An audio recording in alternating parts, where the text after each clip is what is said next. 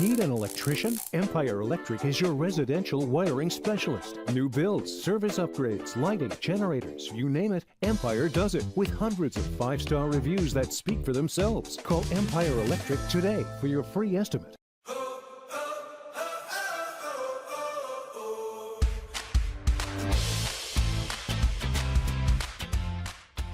My experience at Nichols really changed my life. I loved it here. Coming from a public school, this is definitely a huge step for me. I came from a small public school, and so moving to the city was a big step, getting to know all the wonderful people here and the campus, and the very strong education, great teachers, just overall great community. I wouldn't have traded it for the world.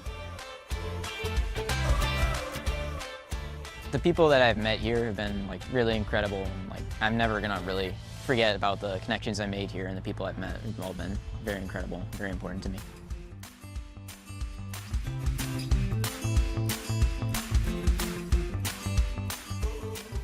"8 years has been a long time, but I've enjoyed every single second of it. I came from a public school and I didn't really get the challenge I was looking for originally. So I came over to Nichols, and right away I knew that I was going to be challenged, but I was also going to have a great time and great friends and everything in between.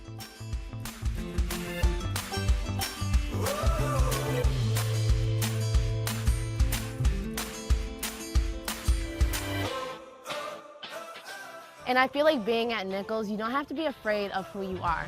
I feel like here you can be authentically yourself because there's so many different clubs, sports where you can thrive in any different way. But I know that Nichols has put me in a position to go and do whatever I want to be in the future.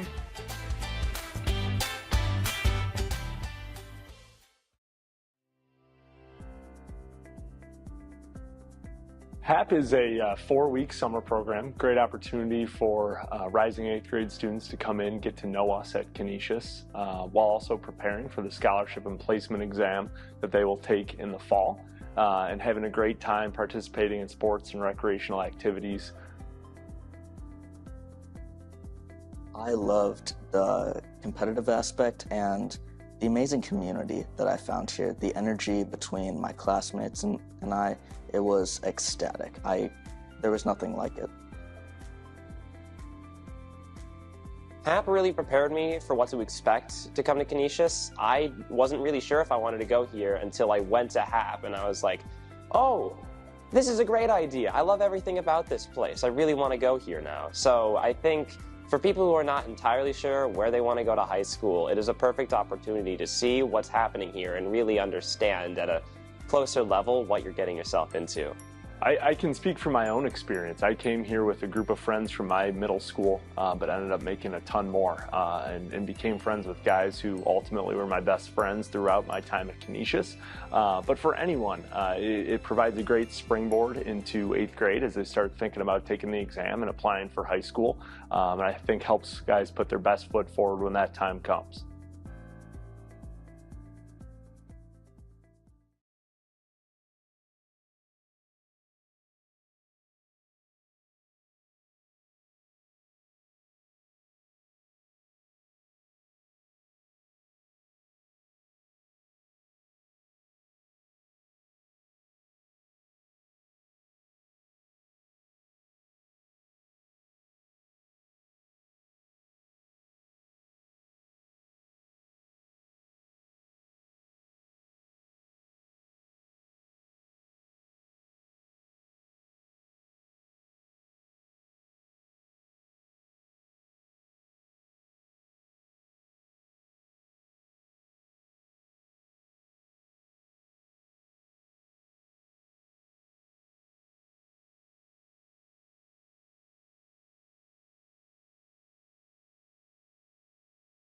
We are live from Sal Maglie Stadium here for Game 3 of Canisius versus Nichols. We'll be back in a minute. We're about to do the national anthem, and we'll get things started.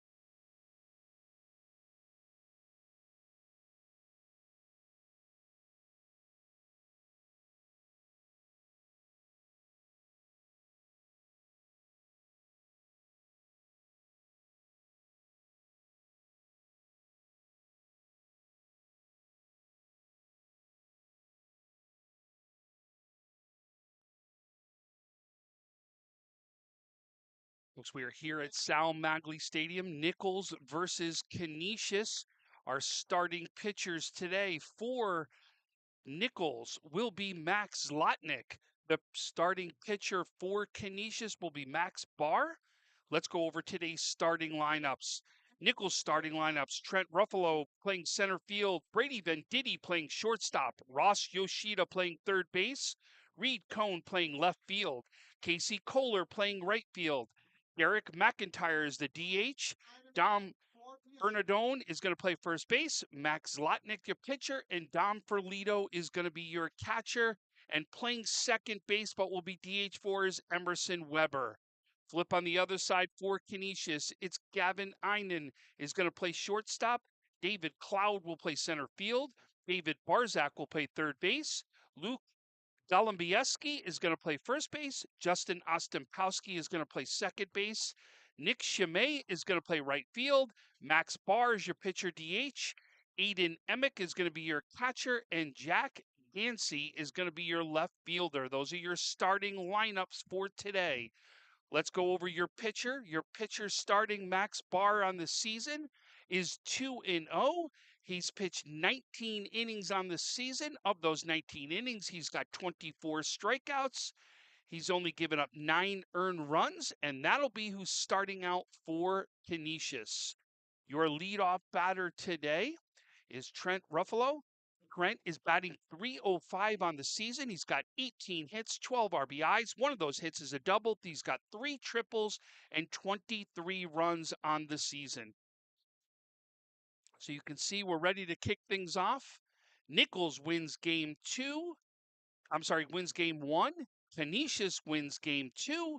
Brings us here to game 3. Probably one of the nicest days we've seen all season here. And for those of you who don't know or may not recognize the voice, I'm Tom Prince. I'm going to be joined by Luke Prince. Yes, my son Luke Prince will be doing some color for us today, and he's also producing today's game. We do have one camera shot, so you'll see it. That'll going to be your shot for the game that's right there. Our umpires for today's game: Wally Bissett is behind the plate. Justin Barberlin, Justin Barberlin is going to be umpiring first base, and Rick Antonio will be over at third base. Here we go. We're ready to get things started as Trent Ruffalo is going to come in to the batter's box. And the pitch, and that's going to be inside for ball 1.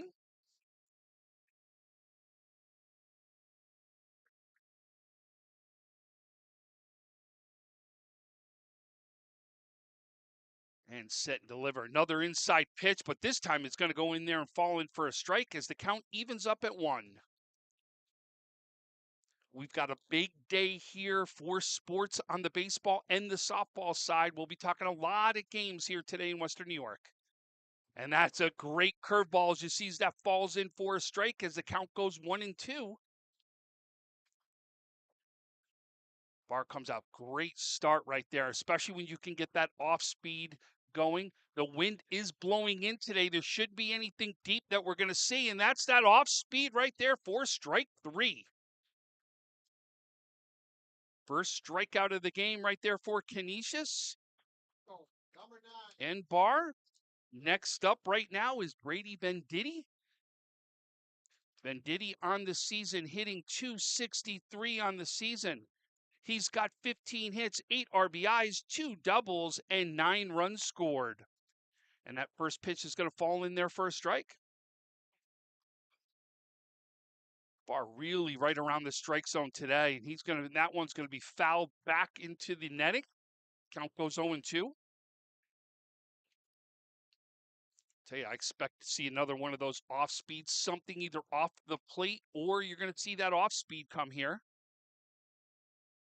And that's that off speed right there, as you can see. Venditti's going to foul that one off.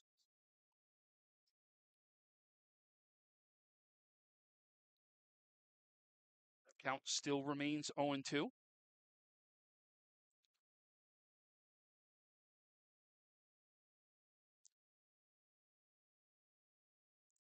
Barr gets set. Delivers the pitch, and that ball's going to be popped up.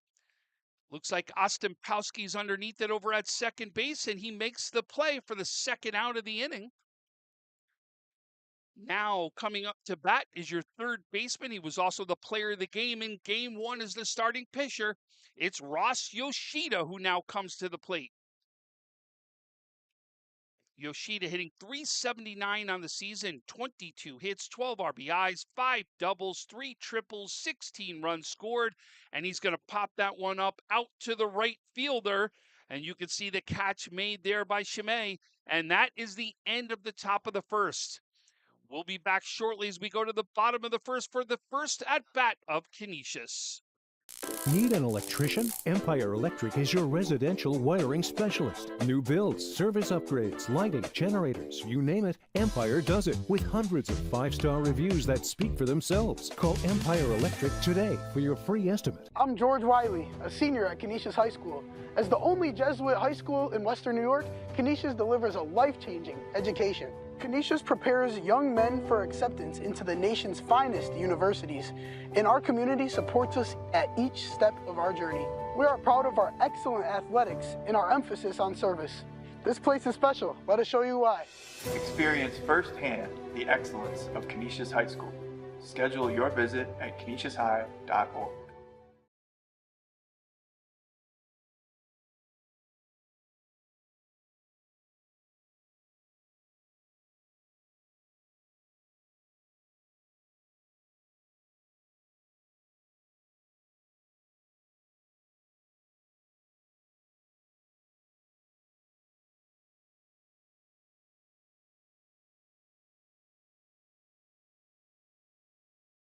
We're live here in the bottom of the first, and now your starting pitcher on the mound for Nichols is going to be Max Zlotnick.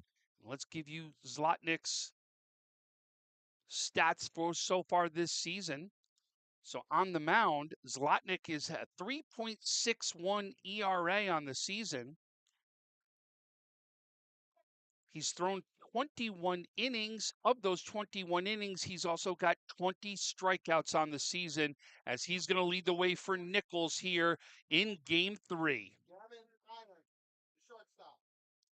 Gavin Ian right now is going to lead things off for Canisius.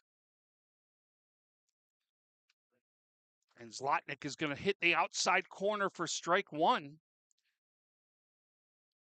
Ian right now on the season hitting .361. He's got 26 hits, 15 RBIs, 5 doubles, a triple, and 23 runs scored. And he's going to get hit right there, as that's going to be a base runner to start things off here for Canisius, the first base runner of the game. Center fielder, number 10. Now batting number 10, the center fielder, David Cloud.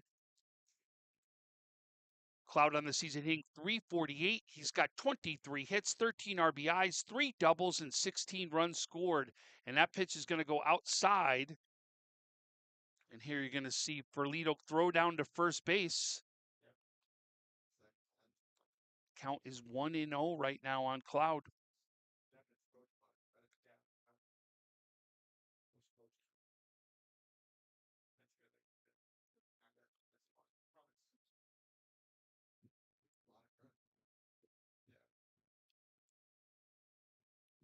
And this ball is going to be hit right over to second base.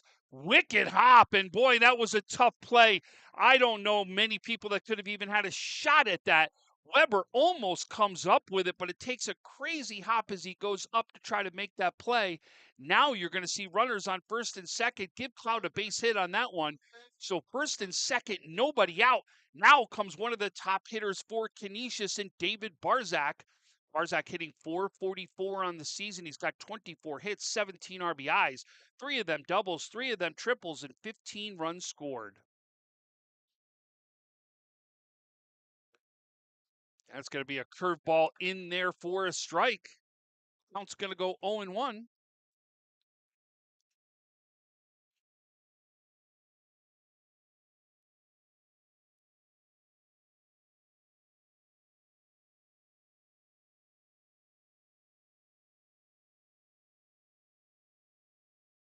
And the pitch, and that ball is going to be hit deep, right down the line. And it's just going to be foul. Boy, that would have been trouble, as Barzak showing exactly the power he possesses. And he did that against the wind right there. Boy, I'll tell you, if that was going to be wind aided at all, that would have had a chance to really go far. But that's just going to be a long strike, as the count's going to go 0-2 on Barzak.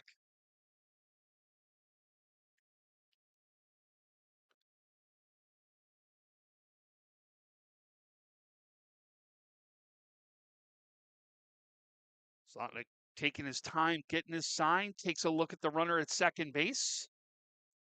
Takes a second look's going to deliver, and that ball's going to be popped up. There's a lot of room in foul territory, but not enough in here, as that ball's going to go out of play.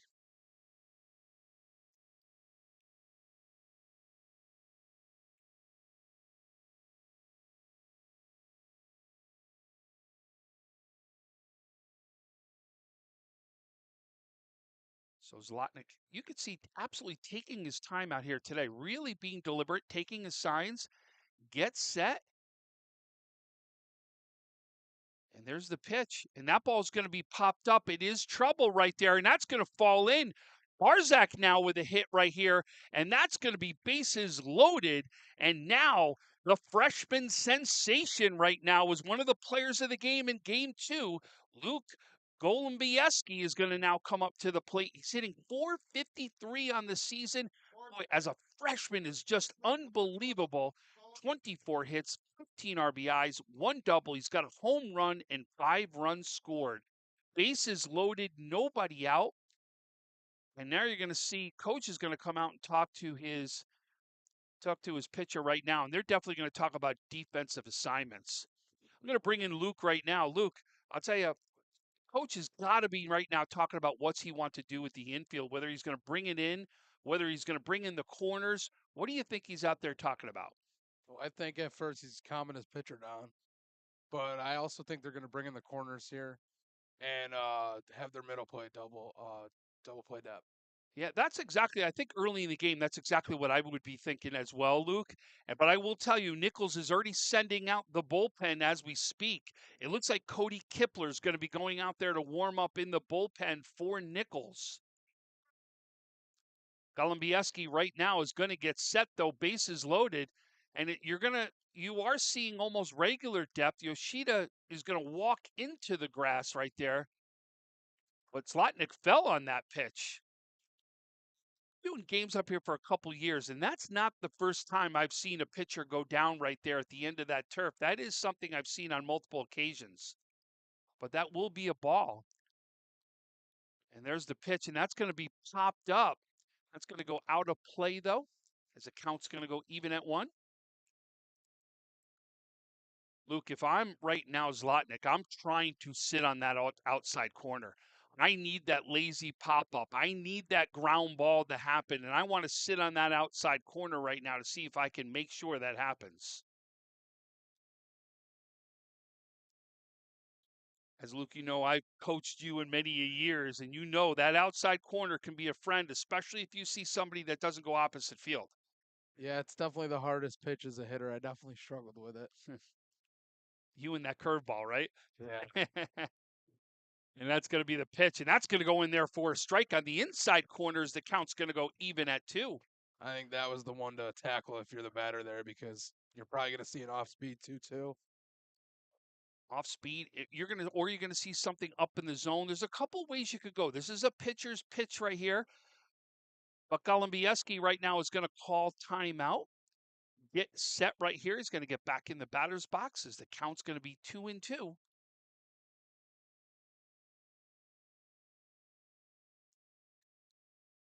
And Zlotnick's going to deliver. And that ball is going to be popped up. That's going to go out of play.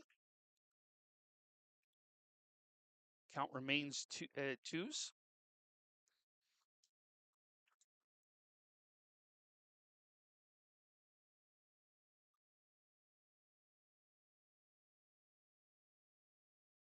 Zlotnick back in the windup with the bases loaded as he's going to get set and deliver. And that's going to be a strike 3 right there at Golumbieski. But boy, give credit. That's a big strikeout right now there for Zlotnick and this Nichols team. But now, bases loaded. The other hot hitter from game 2 is Justin Ostampowski, the second baseman. Also has shown defensive prowess early on here. Ostampowski, bases loaded, gets set as Zlotnick's going to deliver the 1-out pitch. And that's going to be a ball high right there. Just where you were talking about. The pitcher needed to hit the outside corner. He hit it perfectly, got the strikeout. Absolutely. And now you're going to see Ostampowski had a big hit for the first RBI in game 2 and then a second hit down that line. This time he's going to pop it up. It is going to go deep. They're going to have a chance to be a sac fly right here. And no, nobody's going to go. He didn't get a chance. It looked like they had a play at the plate. They went over to third with it instead. You saw right there, Heinen looked like he had to go back to the bag to tag up. He didn't get the right tag up, and it looked like they had a play at the plate right there. Yeah, what Nichols just did was they tried to appeal the runner leaving early, but he did leave early, but went back to the bag, tagged up, and still made it home. And that's going to be a sacrifice fly for Ostampowski, as now we've got runners on second and third. Canisius is now leading this one 1-0, and now coming up to the plate is Nicholas Chimay. And that ball is going to be high and outside right there for ball 1. That was a very interesting play. I don't think the first baseman saw the runner at third come back, so I think his first instinct was go to third, because I did believe if they got him, they wouldn't have scored. But that's got to be your catcher communicating. That catcher's got to be telling you where to bring that ball. And that's going to be an off-speed fall right in there for a strike, as the count's going to go even at 1. Yeah, their play was definitely easier at the plate.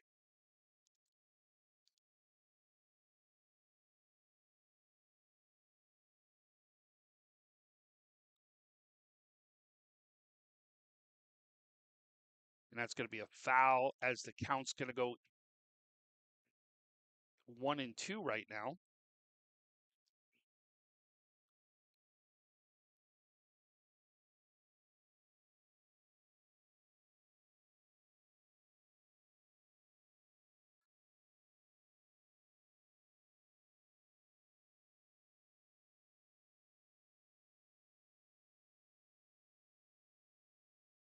He's really taking his time on the mound. Yeah, he really has. He's really made sure he's gotten the signs he wanted. That ball's going to be inside. Stop, though. Didn't get by for Lito. Count's going to go even at 2. And we want to thank right now owner-operator Tony Pulveretti from Empire Electrics. As Empire Electrics is sponsoring today's game, please make sure take a listen to their commercials that we're going to be playing. Please support Tony and Empire Electric. They do so much for the sports here in Western New York. And Zlotnick is going to throw strike 3 right there. Only gives up 1 with bases loaded. They even had a chance to get the out right there. But boy, I'll tell you, Nichols may have dodged a big one.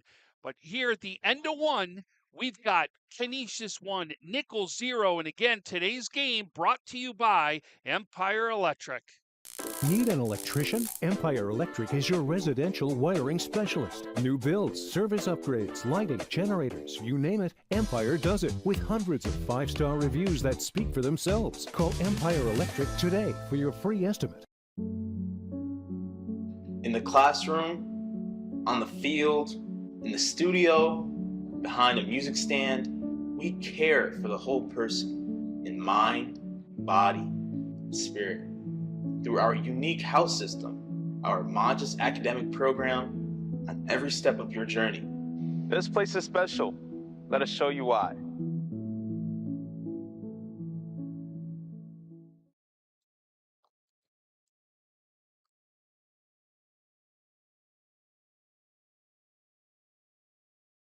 So we're back right now at the end of the first. Canisius leads 1-0 on an RBI sacrifice fly by Justin Ostampowski. Ostampowski right now has started game 2 and game 3 with the RBI to take the lead 1-0 for Canisius. So he has been big and pivotal to the success of the Canisius Crusaders starting this one off. Luke, you got to think, though, Nichols has got to be walking in and still thinking that's a big positive last inning. I mean, there's not many times you get 2 hits in an inning and a hit by the pitch, and you only get out of it with giving up 1 run. So you really got to just move on and be happy with giving up the 1 run and bounce back right here with the bats. So we'll give some updates going on today. We have Section 6 games going on at the Far West Regionals that will be happening as they try to go on to the state tournament. But that's going to be 1 pitch delivered right there by Barr, and that hit's going to go right back to him for the out. So we've got 1 out, 1 pitch, and now up to bat is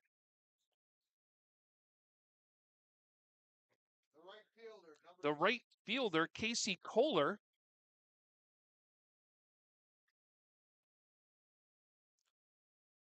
Kohler's hitting .340 on the season, 17 hits, 22 RBIs, a double on the season, 2 triples, and 13 runs scored. First pitch is in there for a ball.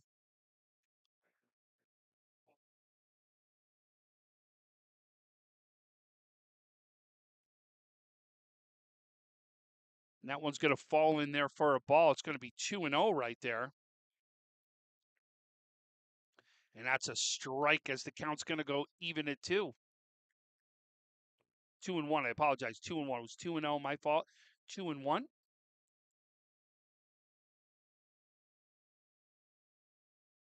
that pitch just outside, as Bissett said, just outside. 3-1 the count.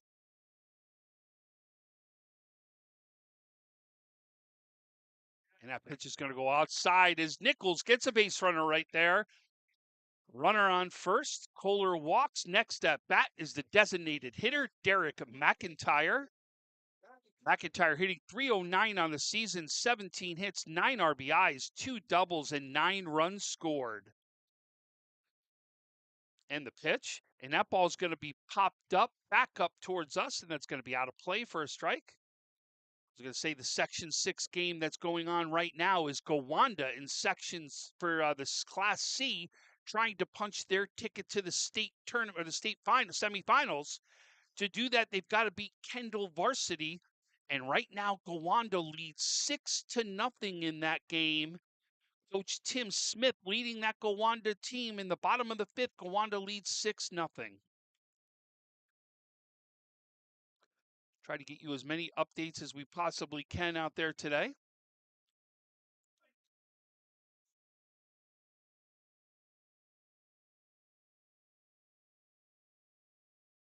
The Franklinville boys are going to be taking on Fillmore in Class D. Amherst lost a heartbreaker last night as they lost 1-0 in 9 innings. They lost their game to advance to the state semifinals. And that's going to be a swing and a miss right there to McIntyre as the count goes 0-2. And then who punched the first ticket to the state semifinals was the Niagara Falls team right here in Niagara Falls where we are at Sal Magley Field. They punched their ticket to the state semifinals behind starting pitcher Trevor Meidenbauer, who came up with an absolute gem to beat McQuaid.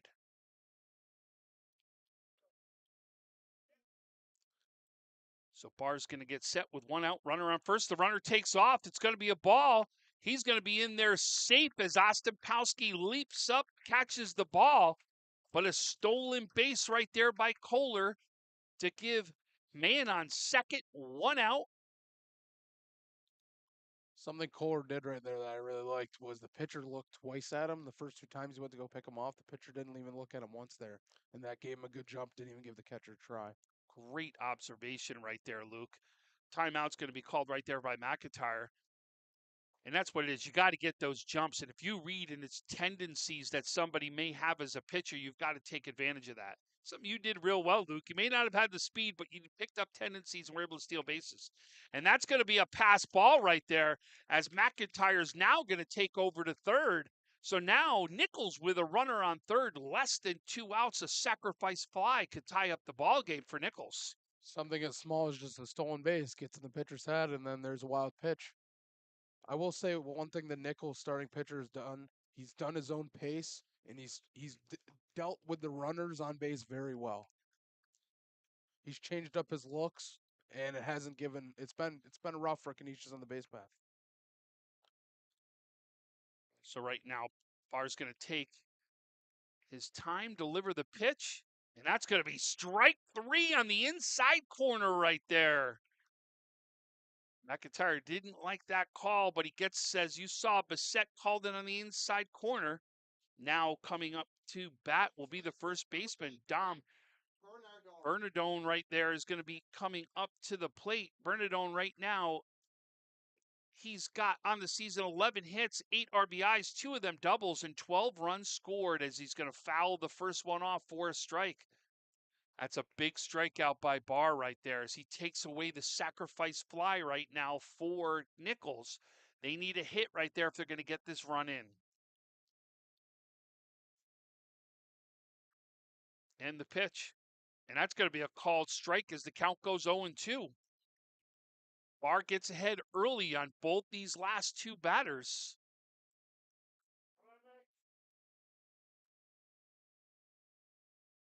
And the pitch.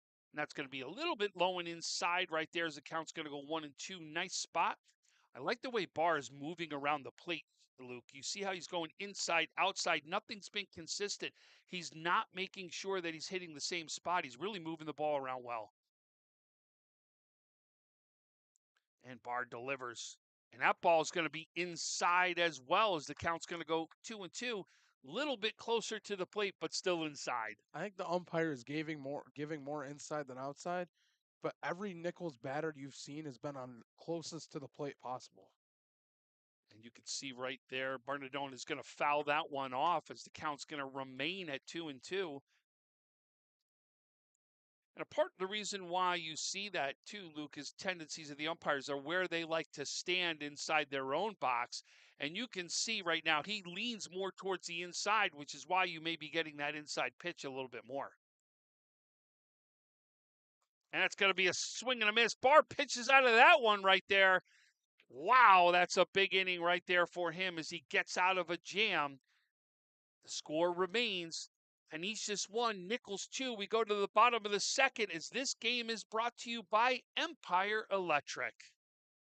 Need an electrician? Empire Electric is your residential wiring specialist. New builds, service upgrades, lighting, generators, you name it, Empire does it with hundreds of 5-star reviews that speak for themselves. Call Empire Electric today for your free estimate. In the classroom, on the field, in the studio, behind a music stand, we care for the whole person in mind, body, and spirit. Through our unique house system, our Modus academic program, on every step of your journey. This place is special. Let us show you why.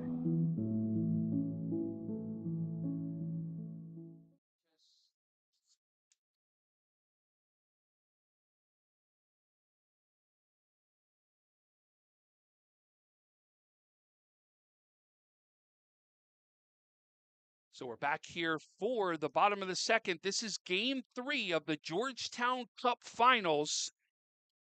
Canisius 1, Nichols 0 right now.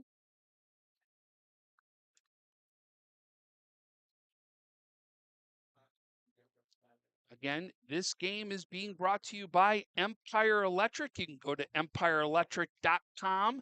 Owner Tony Polveretti is the owner of Empire Electrics.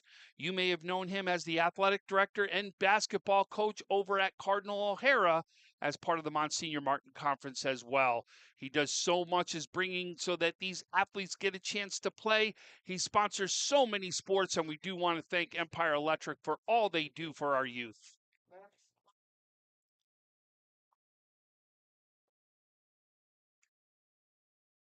Max Barr, the pitcher, now is going to get his opportunity to step up to the plate. Barr hitting .286 on the season. He's got 12 hits, 4 RBIs, 11 runs scored.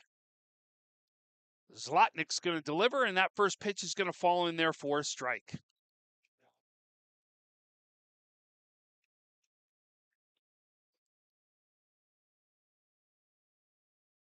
Zlotnick set. He's going to deliver. And that's going to be an off speed. Just misses on the inside corner right there as the count's going to even up at 1.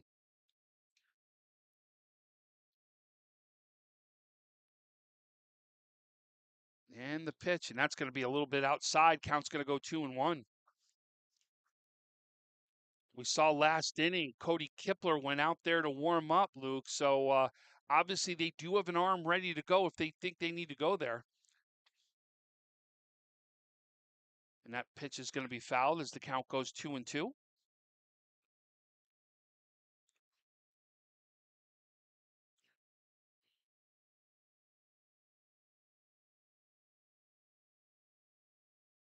Slotnick delivers. That's going to be a line drive down the right field line. Barr helping himself. And throwing the ball in from right field will be Kohlers. He gets the ball in quickly. So Barr starts this one off with a hit. Runner on first, nobody out. The catcher, number 6. And now coming up to the plate is the catcher, Aiden Emick. You're pitching good. You got to hit. Great start for a game. That's more confidence that can transfer to the mound. Absolutely. I couldn't have said that better. Aiden Emick with 8 hits on the season, 3 runs scored. He's going to get a chance to get some RBIs right here, especially if he could find a gap. And that ball is going to be hit right down the right field line. That's going to fall in right there. That's going to get out to the wall. You can see Emick's going to have to step at second right there as Barr's going to advance to third. So second and third, and he gets a hit right down the line. That's a huge opportunity right now for Canisius. That runners are on second and third, nobody out. You now bring up your left fielder, Jack Gansey, who's going to come up to the plate. Gansey hitting .286 on the season. He's got 12 hits, 4 RBIs, and 11 runs scored. Jack Gansey.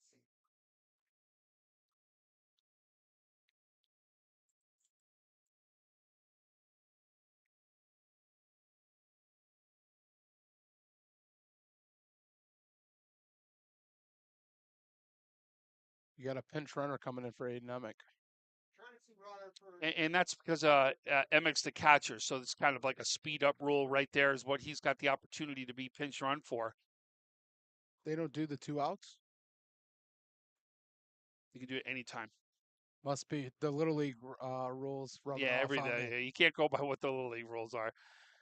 And that ball is going to be hit right there. A tough play for second, and that's going to be thrown away. That's a tough play right there for Weber, as now you're going to see 2 runs score for Canisius. And Gansey's going to be able to advance over to second on the throw. Canisius now up to a 3-0 lead here inside the second inning. And I look down, and that Nichols bullpen is going to start warming up again. Gavin Einen right now is going to come up. They go back to the top of the order here for Canisius, leading 3-0, nobody out. And that's going to be a curved ball high right now for ball 1.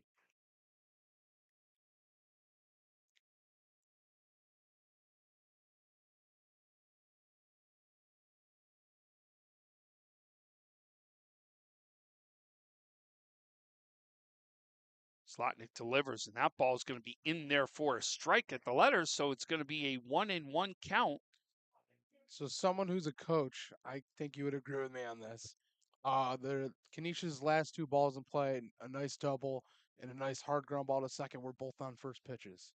I feel like most success for players is on the first pitch. Oh, that's been proven, especially when that first pitch is a fastball.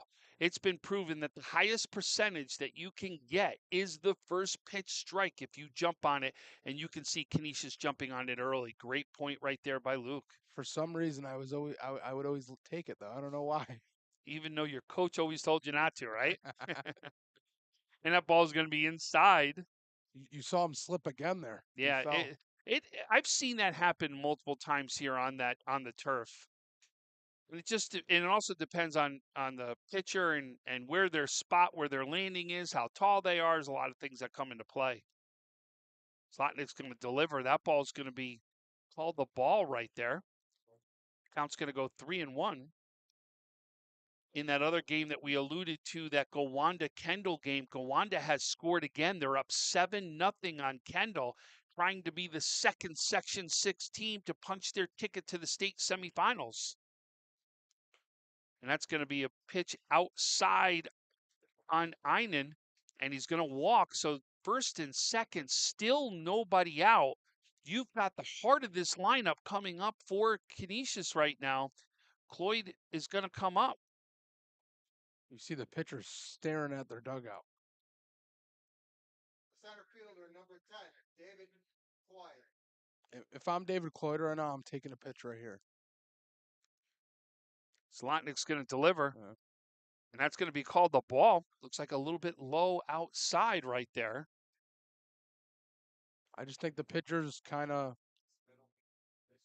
a little wild right now. I'm taking till I get a strike here.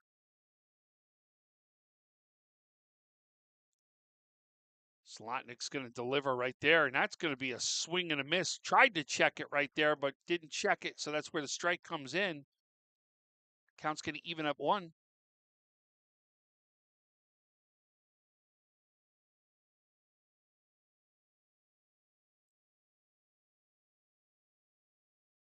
And it's going to be a bunt right there, but that's going to go foul. It's going to be the second strike there on Cloyd.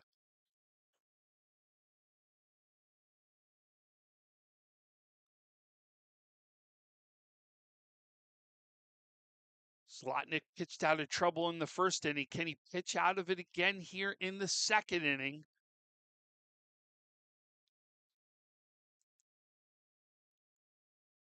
Zlotnick delivers, and that's going to be fouled again. It's going to bounce over towards the Nichols dugout. Count's going to remain 1-2.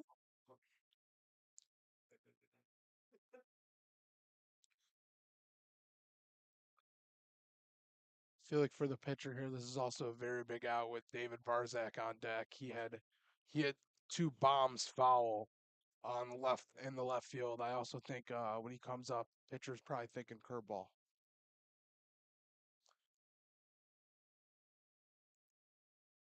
Zlotnick taking a look at the runner on second. He's going to deliver the pitch, and that ball is going to be fouled and out of play. Count remains 1-2. Like we said, Franklinville, Fillmore will be another as Franklinville trying to punch their ticket to the state semifinals. Medina will take on Oneonta here at Frontier High School as Medina is going to try to punch their ticket to the state semifinals.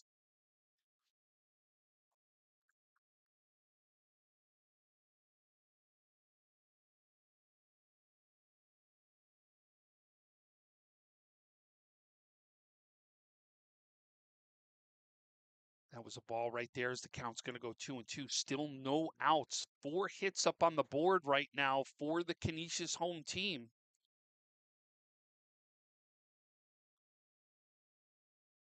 And that pitch is going to be high right there as the count right now is going to go full.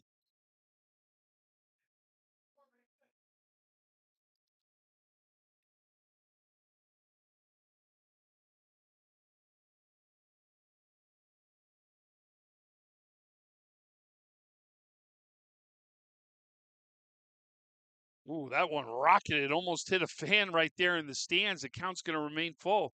And the last team that's trying to punch their ticket to the state semifinals will be Williamsville East, as they also are trying to get there. So we've got, like I said, multiple things happening on the baseball side as well. Here's the Georgetown Cup Finals. We have softball that we're going to be able to see as well that are trying to punch their tickets to the state semifinals. On the girls' side, we did have last night, the first ticket was punched last night for a Section 6 team as Forestville won their game. And that's going to be a walk. So bases are loaded right now for Canisius. There's still nobody out.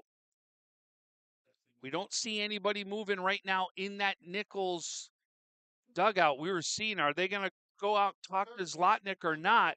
Looks like the bullpen's ready. Here comes Coach Brzee. I think we're going to see a pitching change right here. As if you look down in the bullpen, I know you can't see it, but here comes right now the bullpen walking in. I think they're about to make a pitching change. Couldn't see who was warming up. We did see Kipler go out there before, so you wonder if this is going to be Kipler coming into the game. That's just a beautiful at bat too, because it was just, you might see it's just a walk. That was 11 pitch walk. It's a great bat on any way to get on base.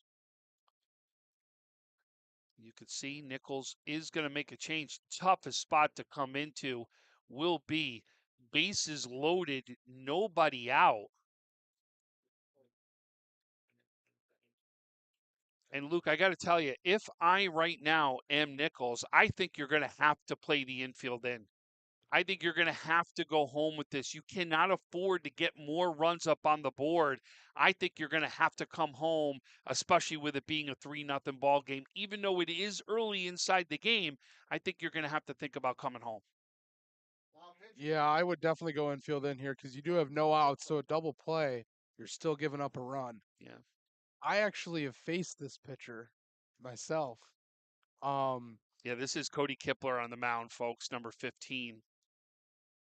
When I remember, he had a good curveball. He did hit me though. But if I'm David, I'm looking outfield, outfield, outfield. Just get me a ball in the outfield to get in a run. I'm not. I mean, of course he's a great hitter. He's going to go with his AB. But if I'm him, I'm just looking. Let's get a ball in the outfield. Let's get another insurance run for me. And Kipler was actually, his father was a coach in the South Towns Travel League, and he was a player in the South Towns Travel League, which is probably where you faced him. I faced him when we played Nichols. Okay. Yeah. Could have done it either place, though. Yeah, I was actually down 0-2. He gave me a curveball, yeah, right in the shoulder.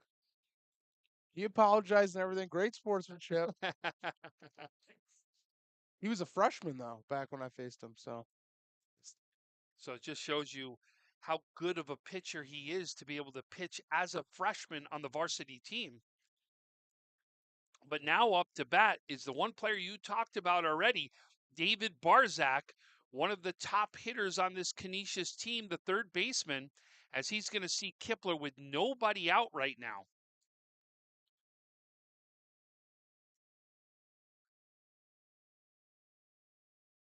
And that pitch is going to fall in there for a strike on the inside corner, strike one. I wouldn't be surprised if he gets all curveballs here. With how he's been hitting that fastball. Or you just sit dead red. You wait for that fastball to come to you. And that pitch is going to go high and outside to even up at one. Because as a pitcher, I mean, you can't pitch around him because he got the bases loaded. You had no place to put him. You're exactly right. And here comes the pitch by Kipler. That's going to hit the outside corner. Great spot as the count's going to go 1-2. You got to live there right now if you're Kipler. You're trying to get that ground ball. And you could see Nichols playing for the double play. They aren't playing infield in, so they are playing for the double play in the middle infield. This would be a tremendous strikeout. And that's going to be popped up right here. It will be in field fly. Well, it's foul ball, so that's one of the reasons why you didn't hear it. But that's going to be a catch right there. So Kipler comes in, gets Barzak on the fly ball, the first baseman over there, Bernadrone, as he comes up with a big play. Now comes up the first baseman, Golumbieski.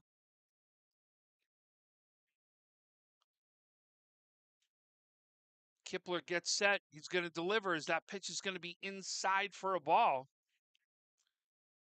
Golumbieski went 3 for 3 in last game. Him, and then you probably have one of the biggest hitters on the Canisius team so far here in the Georgetown Cup Finals is Ostampowski. But Golumbieski's going to come up big. It's going to be a bobbled ball out in right field. 2-run score.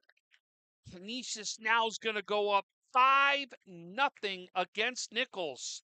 And that's a big hit as Golumbieski comes up big.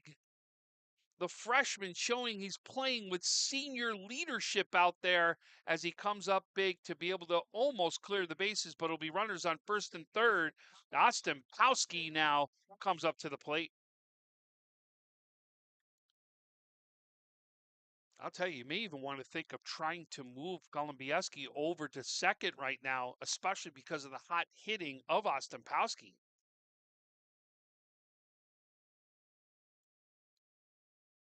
And that pitch is going to go up high right there by Kipler. Yeah, I wouldn't be surprised if he takes off for second and next pitcher too. with the speed that he has. Doesn't have a huge lead. You can see he almost falls right back into the base. So here comes that leadoff right there. Here comes the pitch by Kipler. Ostankowski hits this one to center field. We'll see if this is going to be a tag up. It is. It will be a play at the plate. And they say they got him at the plate. Cloyd gets caught trying to tag up a big throw right there by center fielder Ruffalo, and he comes up big to get Nichols out of this one, but not before Canisius puts up 5 runs. We are here at the Georgetown Cup Finals. It's Game 3. It's brought to you by Empire Electric as we go to the top of the third.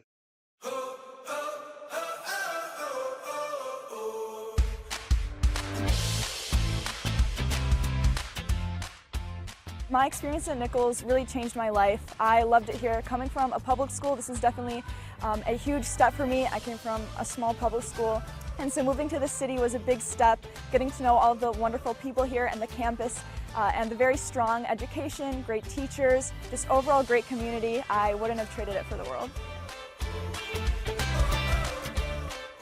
The people that I've met here have been really incredible, and I'm never gonna really forget about the connections I made here and the people I've met who've all been very incredible, very important to me.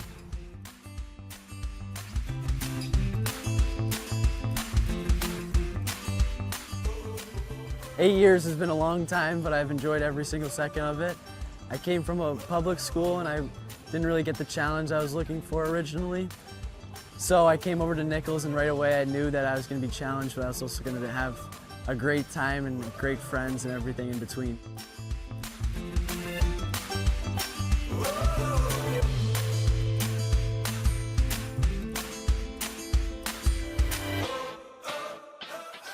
And I feel like being at Nichols, you don't have to be afraid of who you are. I feel like here you can be authentically yourself because there's so many different clubs, sports where you can thrive in any different way. But I know that Nichols has put me in a position to go and do whatever I want to be in the future. Nichols, number 15, Cody Kipler. And we're back right now. That was the first pitch from Bear to Kipler. Kipler is now batting for Zlotnick.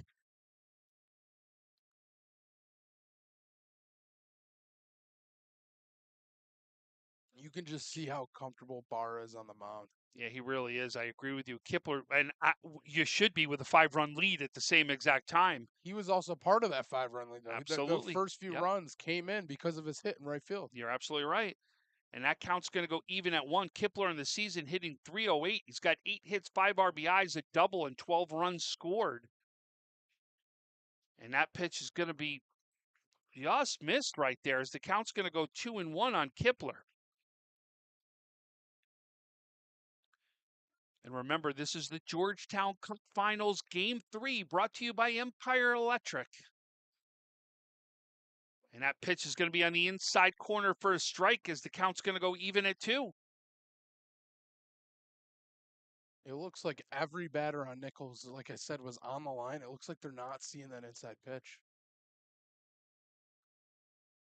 Barr pitches, and that ball's going to be hit right out there to center field. As you can see, Cloyd makes the catch. And I'll tell you one thing, you're seeing the outfielders playing in. They can play in because of that wind is blowing in, so they are moving in thinking that they can't be beat out there by the long ball because of the wind. I also would say your pitcher is yet to be beat. So I think they're waiting for the Nichols to hit one over their head, and then they'll back up. But yes, with the wind, they could definitely play inside. That pitch is going to be down low into the turf for 1-0. This is Dom Ferlito who's coming up to the bat right now. Ferlito hitting .289 on the season. He's got 11 hits, 7 RBIs, 2 doubles, and 5 runs scored. And that's going to be a pitch on the inside corner there for Barr as he evens up the count 1-1. Barr's handled this curveball very well today.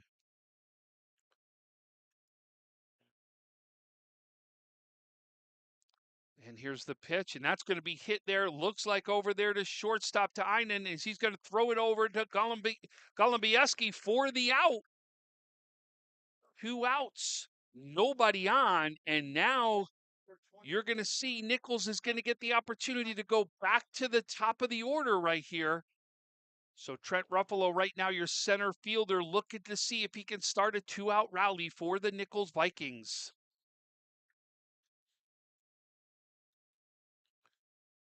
Barr gets set, delivers, and he crushes this one, but it's going to go foul. That was actually would have been a ground rule double as it bounces into the bullpen for Nichols, but he got all of that one. Kind of hit it almost in the same area that Barzak hit that foul ball that you talked about earlier, just went a little bit deeper. Barr gets set. That's going to be a off speed, as you saw right there. Ruffalo actually caught it on the end of the bat, fouled it off back into the netting. Yeah, but this puts Barr in an 0-2 situation. He can go anywhere here. You're absolutely right. This is a pitcher's pitch right here. And that ball is going to be hit down the third base line, but that will also go foul.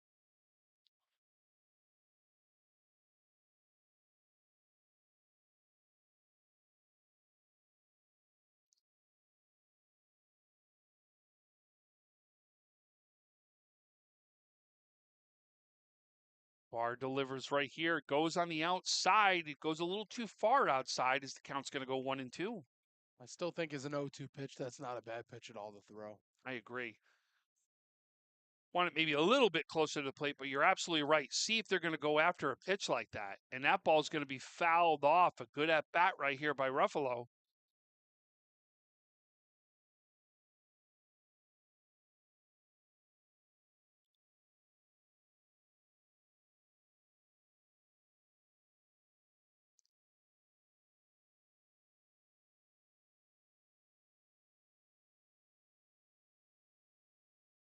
And that's a swing and a miss. Barr with a huge outing right here and another big strikeout. As they're going to go to the bottom of the third, we're going to stay here for one moment. We're going to actually talk about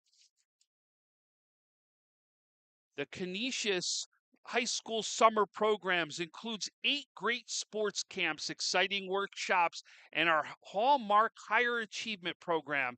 There are opportunities for rising 4th graders through rising 9th graders. Go to canisiushigh.org. Best summer ever for more information. Reserve your spot today as space is limited. And please remember, this is the Georgetown Cup Finals Game 3. It's brought to you by Empire Electric. I can't stress this enough.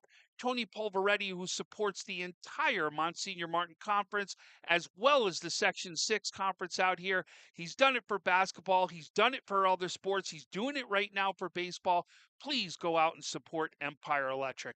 We'll be back here for the bottom of the third as Canisius leads this one 5-0 in the Georgetown Cup Finals, Game 3. Need an electrician? Empire Electric is your residential wiring specialist. New builds, service upgrades, lighting, generators, you name it, Empire does it with hundreds of 5-star reviews that speak for themselves. Call Empire Electric today for your free estimate. In the classroom, on the field, in the studio, behind a music stand, we care for the whole person in mind, body, and spirit. Through our unique house system, our Modus academic program, on every step of your journey. This place is special. Let us show you why.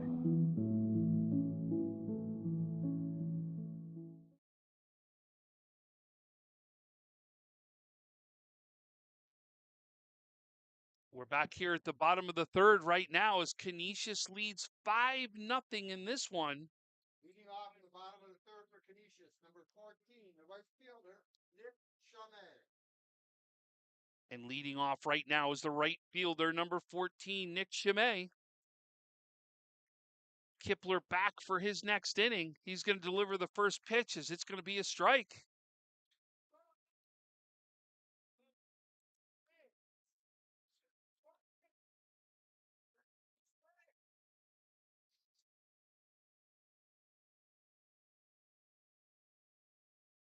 Just misses on the outside corner. I thought that was a great spot, though, right there for Kipler. He wants those corners. He's moving the ball around the plate real well here since he's come into the game.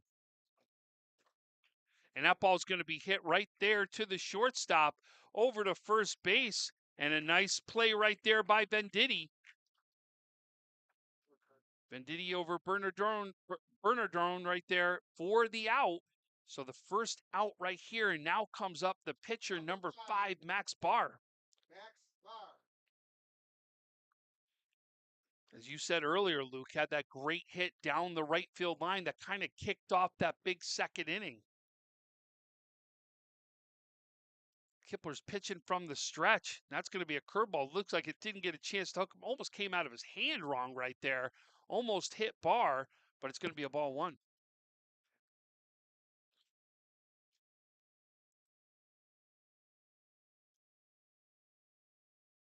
And that's going to go low. Oh, no, that hit him. So that hits Barr. He's going to get on base for the second time today. Runner on first. There is one out. Now coming up to the plate is Aiden Emick.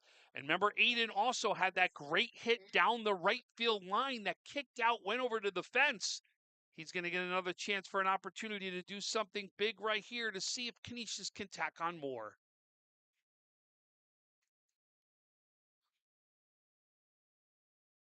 Kipler gets set, delivers. That ball is going to be put into play. And you could see right fielder right there. Fuller, wow, comes up with a big play. He calls off the second baseman Weber, then goes back to first for the double play and doubles off Barr at first base. And Nichols has their first big play of the game. Now we go to the 4th inning as we're at the Georgetown Cup Finals, game number 3 to decide who will be champion. It's brought to you by Empire Electric. We'll be back right here for 4th inning. Need an electrician? Empire Electric is your residential wiring specialist. New builds, service upgrades, lighting, generators, you name it, Empire does it with hundreds of 5-star reviews that speak for themselves. Call Empire Electric today for your free estimate. In the classroom, on the field, in the studio, behind a music stand, we care for the whole person in mind, body, and spirit. Through our unique house system, our Modus academic program, on every step of your journey. This place is special. Let us show you why.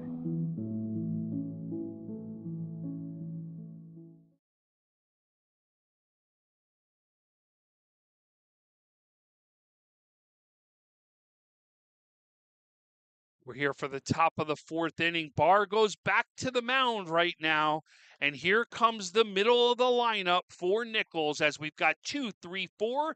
Venditti, Roshida, Cone to lead things off right here as they try to tap into this 5-0 lead that Canisius has established. What right now Barr's got to do is he's got to let that play go, Luke. He can't make sure that stays in his head. You don't want that to affect you out on the mound, that you bring that one play back to you to the mound. Yeah, you can't live in the past. That's one thing that I think every athlete struggles with. But one thing you do got to notice is this is the moment as a leader, like Ross Yoshida has to go into his team and be like, guys, we got to take one moment at a time. And that's the only way you got to get back into this game. There's no 5-run play out there, so you got to do it, like you said, 1 run at a time. You still got more innings to go. So Venditti's going to get set as Barr delivers the pitch. That's going to be low and inside right there. It's going to be a 1-0 count.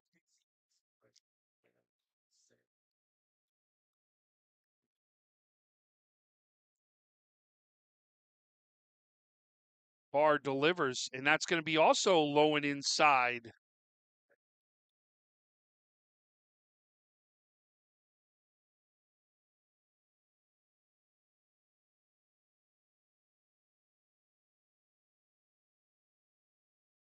And that's going to be falling there for the strike as the count goes 2-1. So Gowanda right now trying to punch their ticket to that state semifinals. They're up 8-0 in the bottom of the 7th with 1 out left for Kendall to try to do it. Count goes 3-1 right here for Venditti. The second game has begun. Fillmore is up over Franklinville in that one in the bottom of the second as they lead 3-1 as Franklinville is trying to punch their ticket. And that's going to be a called strike. Venditti thought it was a ball, threw that bat out. But Wally Bassett behind the dish says, nope, it was a strike. Count's going to go even at 2. That's not a good look for you as a batter. Yeah, but you're trying to, obviously you're trying to make things happen is what they're trying to do. And that's going to be a ball. As now Venditti's going to get his chance to go down to first base. So I'll tell you, we are a half an hour away right now from the first softball game to happen. The softball game is Williamsville South versus Pittsford Sutherland. In that game, Coach Julie Murphy will be coaching the Williamsville South team, while her son is here on the Nichols team right now trying to get his own championship. And that ball is going to get away as Venditti's going to take down to second base.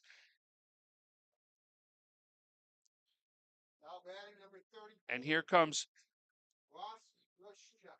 Coach Santonacido right now as he's going to come out, talk to his pitcher right now, Barr, probably just try to calm things down a little bit. Yoshida right now with a ball, but you said it best. This could be a great opportunity for Yoshida right now. If he puts that ball into play, hits a gap, sees something, and to see if you can get that first run on the board. As we know, Luke, sometimes the hardest one is that first run to put across. Yeah, this is definitely a huge at-bat and a huge momentum opportunity right here. Barr, you could tell he's been very comfortable on the mound. He's getting a little uncomfortable on the mound. That's the first step for Nichols, but one pitch at a time if you're Ross here, and just a nice AB can change this game and turn it around for them. But like you said, right man, right spot. If you're the Nichols team, you got the guy you want up at the plate.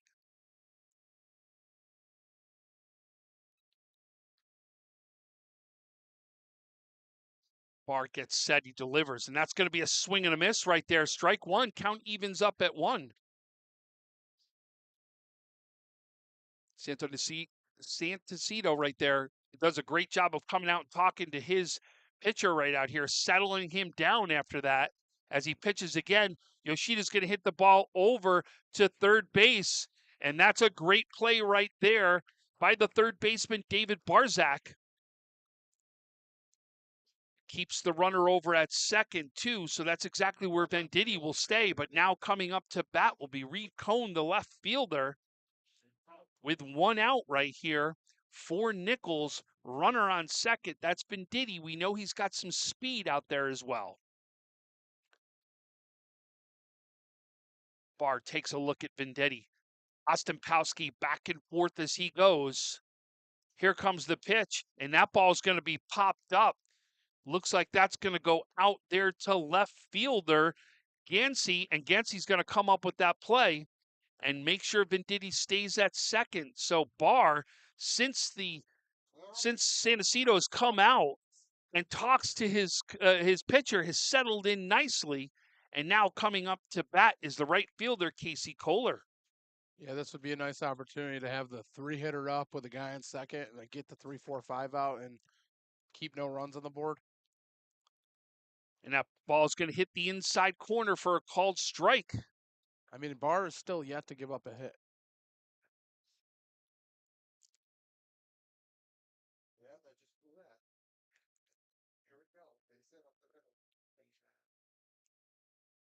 Barr really taking his time right now. Gets set. That's going to be an off speed right there as it goes right over the heart of the plate for an 0-2 count. I'm getting told I might have gave the jinx.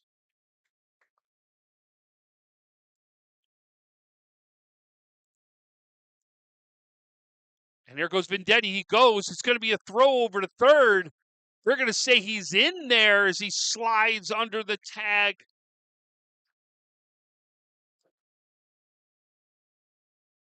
Barzak was asking to see if he could get some help. Barzak thought he got him right there, but it is a safe call. Runner on third. Count is 1-2 right here on Kohler. From my angle right here, I thought he got under it.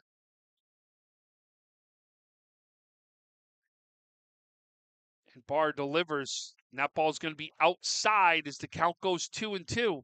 Saw Barr started walking in the dugout there. Well, listen, you're not getting many pitches off that outside corner. You got to hit the corner if you're going to get that called strikeout there.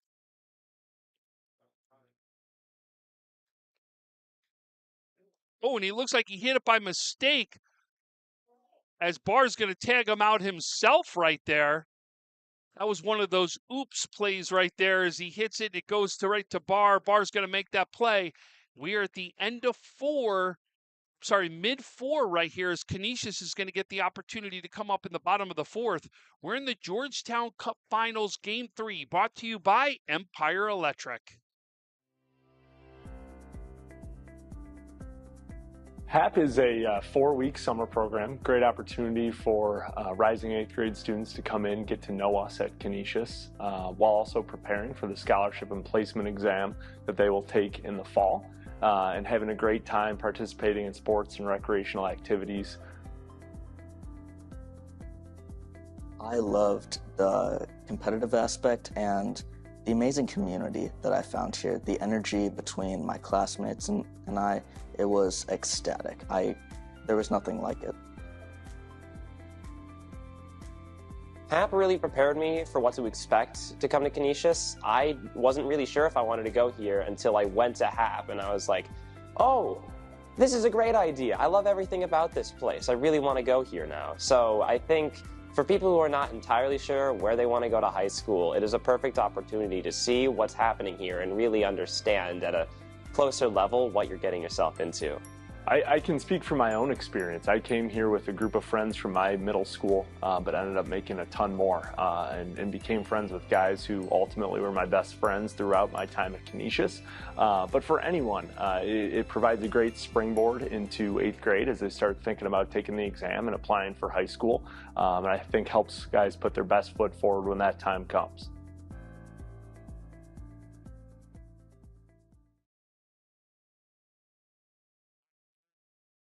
We're back here in the bottom of the 4th. Canisius leads this one 5-0. Leading off is the 9th batter, the left fielder, Jack Gansey, in this one, as Canisius is going to get a chance to roll it back to the top of the order. Kipler delivers this one for a strike. Nichols' bullpen is getting ready again. They are warming people up outside out there as well.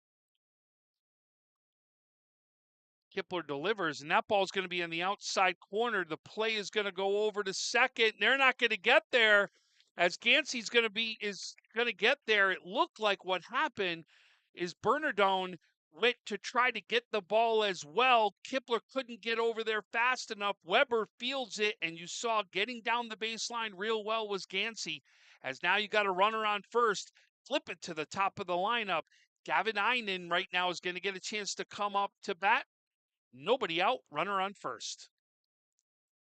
And the pitch. That's going to be a high ball 1.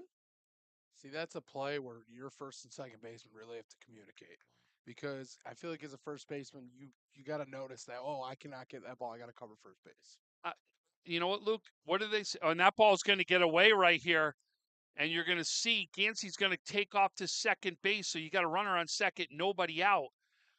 Luke, remember, you're taught as a pitcher, any ball to hit to the right side, you've got to peel off the mound and get right over there. So you got to plan that first baseman can't be there at that play and got to get there is exactly what's taught to you as a pitcher. I absolutely agree with you. And if you execute that play, you got one out. And now instead you got a guy on second in a 2-0 count. And Kipler's going to deliver, and that ball is going to be hit out to right field. And that's a great catch right there by right fielder Kohler. Kohler's going to get the ball in, and that holds Gansey over at second base. So now you got a runner on second, 1 out now, and coming up to the plate will be the center fielder, David Cloyd.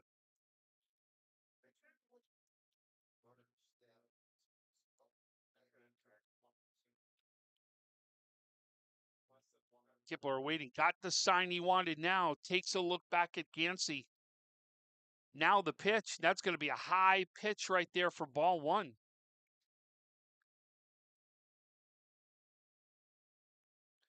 And it looks like more people are running down to the bullpen for Nichols. So they're going to make sure everybody's ready to go inside this game.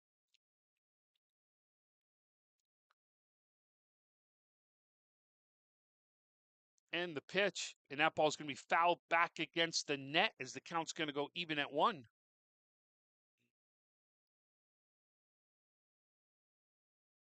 Big part of the lineup coming up right now for Canisius. 3, 4, 5 are awaiting with 1 out right here. Kipler gets set, delivers. A little bit far outside as the count goes 2-1.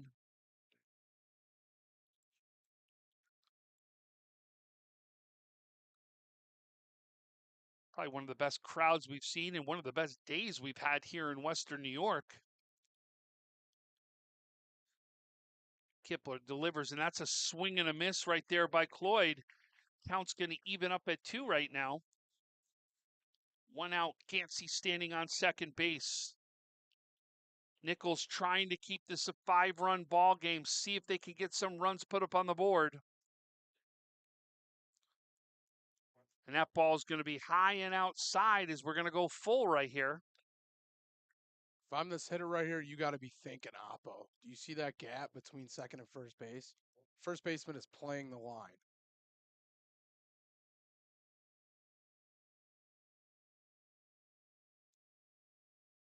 And the pitch, and that ball is going to be popped up. And wasn't able to get there, though. So the first ticket's been punched right now for today as Gowanda has defeated Kendall. They advance on to the state semifinals. 2 teams have advanced for Section 6. There's been 3 games so far. Section 6 is 1-2. Gowanda and Niagara Falls have advanced. And like I said earlier, Amherst lost a heartbreaker, 1-0 in 9 innings in their game.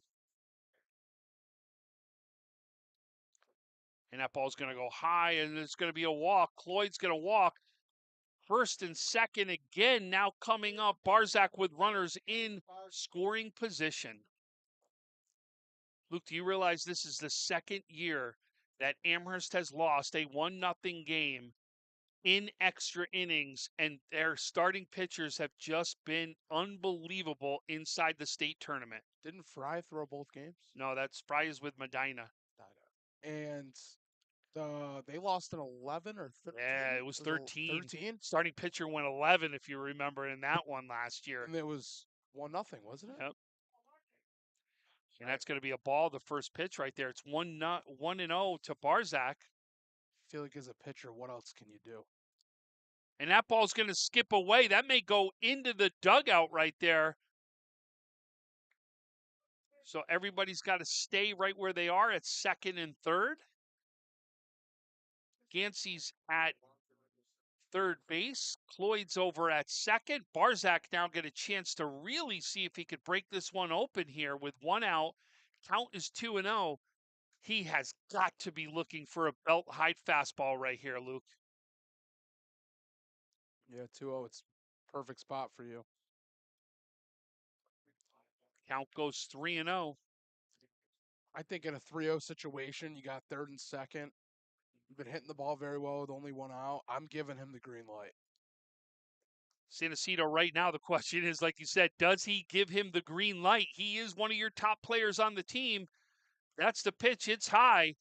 Bases loaded. And again, Golumbieski's going to come up to the dish right here. He had a hit already that has got RBIs, but I don't think he's going to get a chance to see Kipler.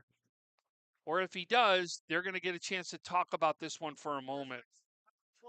The Nichols assistant coach just looked at the bullpen and said, hurry up, hurry up. So I don't know. I think this is just going to be a mound visit. So Golumbieski right now has got a hit. He's 1 for 2 in this one. He's got 2 RBIs inside this game as well. Gansey's the other one with 2 RBIs. So Gansey with 2, Golumbieski with 2, and Ostimpowski with 1. Those are your RBIs right here. 5 runs they put up on only 4 hits. Yeah, they're keeping them in. Kipler has thrown 30 pitches so far. 14 of them have gone for strikes. Barr, 55 pitches so far in this game. 35 of them have gone for strikes. And the key, what Barr's done is first pitch strike. He's been very well at that, and that as a pitcher is very big. Kipler's going to deliver. That's going to be outside. After a walk, another outside pitch. You got to think if you're Golubieski, you are looking for your pitch right now and see if you can stay hot. He's 4 for 5 in the last 2 games. And that pitch goes on the outside corner as the count evens up at 1 with 1 out.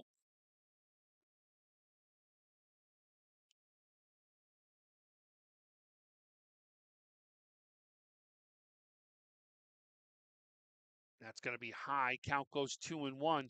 Kipler's got no place to put Golubieski. He's got to deliver this pitch.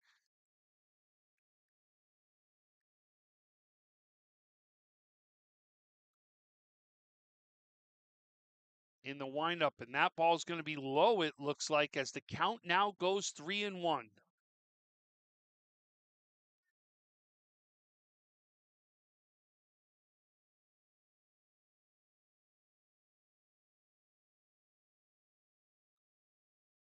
Kipler gets set. Looks at the runner in third, looks at home, delivers, and that ball's going to hit the inside corner. Golubieski said he thought it was a ball. He started taking his steps towards first. Again, we've seen Bissett. He's been very consistent today. He'll give you the inside corner. You're not going to get much off on that outside corner, and that's what we've seen so far today as he's been calling this one behind the plate. Kipler delivers. That ball's going to be hit. Golubieski comes up big again as now he gets his 3rd RBI of the game. That wasn't even near the strike zone, but he went outside and goes, I see an opportunity, and he takes it out Oppo, and that's just a great at-bat right there. Really is. I mean, he has been, think about this. In this game, he is already 2 for 3 in this game. He was 3 for 3 in the last game. He is 5 for 6 inside these 2 games right here, and huge for Canisius as they go up 6-0. Still 1 out. Ostapowski comes up. He delivers this one into the gap, and you're going to get more right here. Ostapowski stays hot again. We thought he had a chance to clear the bases, but he clears off 2 of them. Ostapowski with 2 RBIs himself right now. Golubieski goes to third. Ostapowski at 7. 8-0 right now in favor of Canisius. And Coach Brzee is going to come out, and I think we're going to see a pitching change right here. I mean, Ostapowski, that's another first pitch strike that he hopped on. He's had most of his pitches are hits off first strikes, and that's just, I mean, he's been playing great baseball. He's been defensively has been unbelievable over at second base. He truly has been the complete ball player out here inside this Georgetown Cup Finals. Well, why don't we take a quick break here from the Georgetown Cup Finals as Nichols warms up their next pitcher here in Game 3, brought to you by Empire Electric. Need an electrician? Empire Electric is your residential wiring specialist. New builds, service upgrades, lighting, generators, you name it, Empire does it with hundreds of 5-star reviews that speak for themselves. Call Empire Electric today for your free estimate. In the classroom, on the field, in the studio, behind a music stand, we care for the whole person in mind, body, and spirit. Through our unique house system, our homogeneous academic program, on every step of your journey. This place is special. Let us show you why.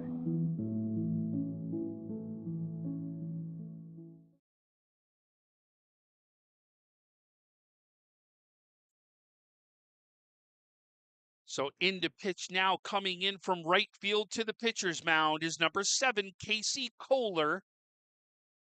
And we'll give you Kohler's stats right here on this season. So Kohler on the season has got a 1-0 record. He's got 3 appearances with a 2.80 ERA.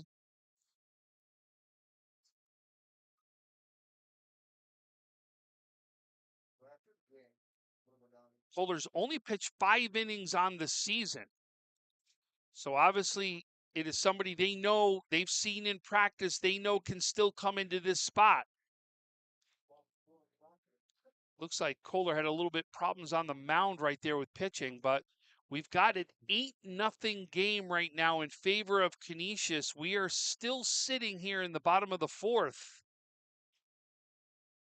And coming up to bat will be number 14, Nick Chimay. He's the right fielder. He's still going to come in. Let's set it 1 out. Runners on second and third. 2 big hits that came off the bats of Golumbieski and also Ostampowski. But Ostampowski came up big inside game 2. He's now done it again in game 3. The same for Golumbieski. Both of those two have remained absolutely hot in this one. This is an opportunity to really blow the door open, though.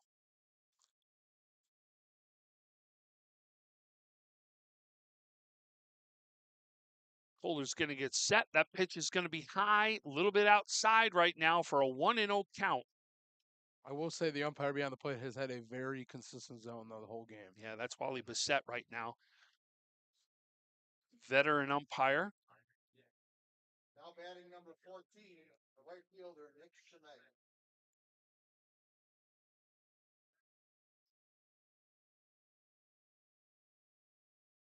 You see Nichols pitchers really take their time right now out here today. And the same thing's happening with Kohler as he delivers this one. That's also going to be a high 2-0 count. You do have first base open, so you don't need to throw the perfect pitch if you're Kohler right now. I mean, you got Matt Barr on deck who's gotten on base twice, though. You got to keep that in consideration. And that pitch is going to go inside. The count's going to go 3-0 right here on Chimay. Also, if you've noticed, the wind is actually going to our right now. If you look at the flag, though, out in center field, it's blowing directly in at us. And that pitch is going to be the first strike there by Kohler this inning. Counts 3-1 on Chimay.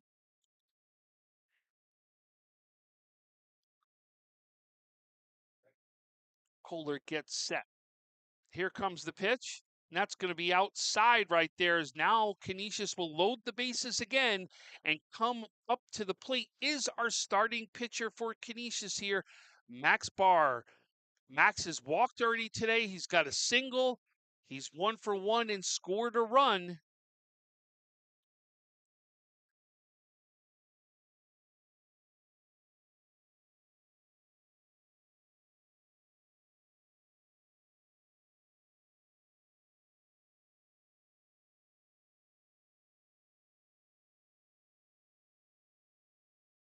That's going to be inside right now.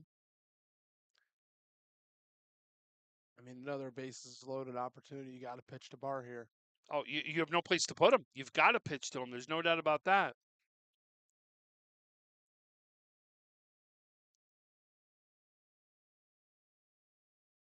And that ball is going to be hit right out to center field. Ruffalo is going to come up with a play. Tagging is Golumbieski, and he's going to score. So a sacrifice fly by Barr as he makes this a 9-0 game.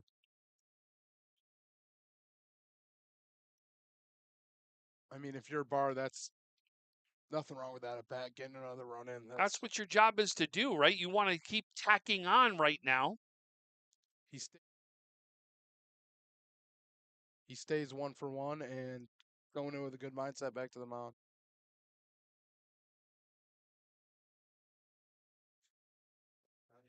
And that ball is going to go high right there as the count goes 1-0. Batting right now is Aiden Emick. He's got a big double in this one already.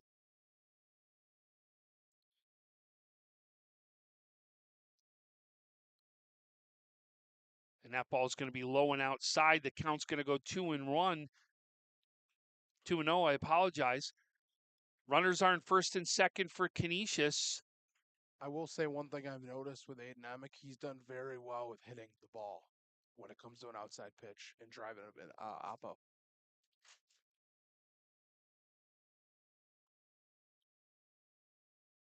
Right in the outside corner right there. That was a nice spot by the pitcher.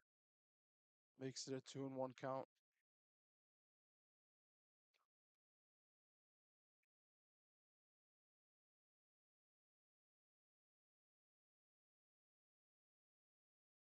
you're Emick here still, you're looking for your pitch right here, 2-1. And that ball's going to be high. 3 now is even more. And I'm going to tell you, Luke, as a hitter, and it's something that, I know I've even taught, you should be looking for one spot, and that's right at the belt. If it's not at the belt, you don't need to swing at it. If it's at the belt, you're trying to drive it somewhere, and especially into a gap. These gaps are big here, and you could be running all day if you hit a gap. And that's going to be ball 4. Did have a place to put Emick right there. So you've got bases loaded right now. Gansey's going to come up to the plate. So Gansey's got bases loaded. There are 2 outs in this one. Nichols has got to right now just worry about the out and not worry the fact that there are runners on every single base. But we already saw Gansey. If he puts a ball in play, his speed is effective. Xavier Gates Franklin.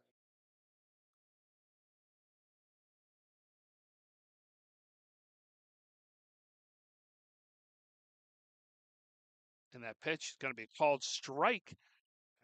As you can see, Kohler's going to lead the count right here with an 0-1 count on Gansey.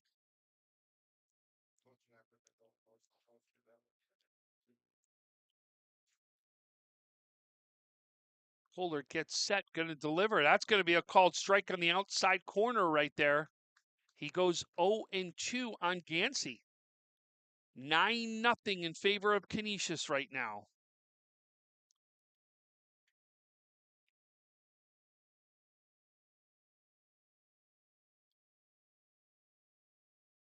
And that's going to be a tough piece of hitting right here. Is it going to fall? The left fielder comes in, slides in. His Cone makes the catch.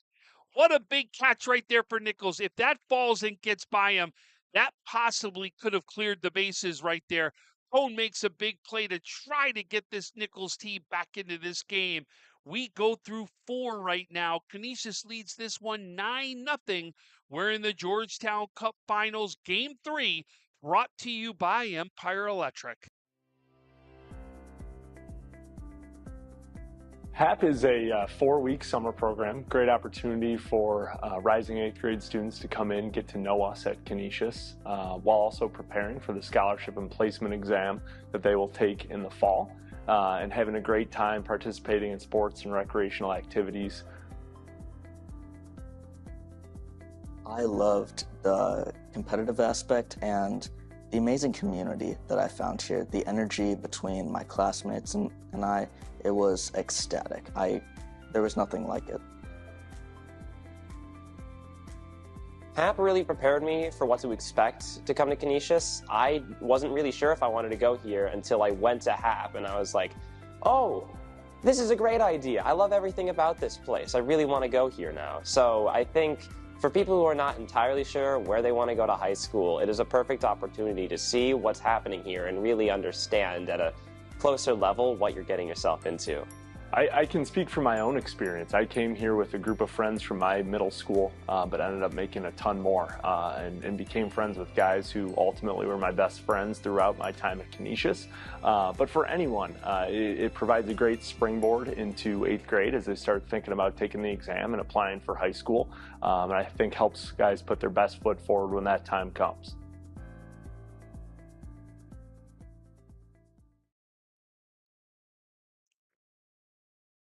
We're back here for the top of the 5th. Barr is still in for Canisius as he throws the first strike right here. Derek McIntyre, the DH, who's up to bat. Bear is going to deliver. That's going to go foul. Count goes 0-2 on McIntyre.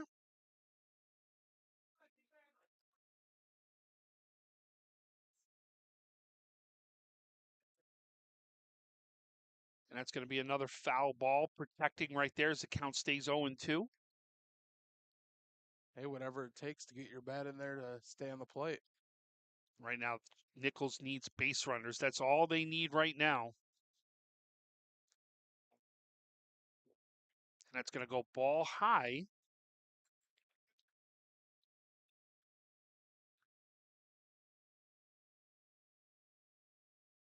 Max Barr, 10th grader, is a sophomore in one of the biggest games he's ever pitched right here in the Georgetown Cup Finals. Game 3 coming up huge right now for Canisius.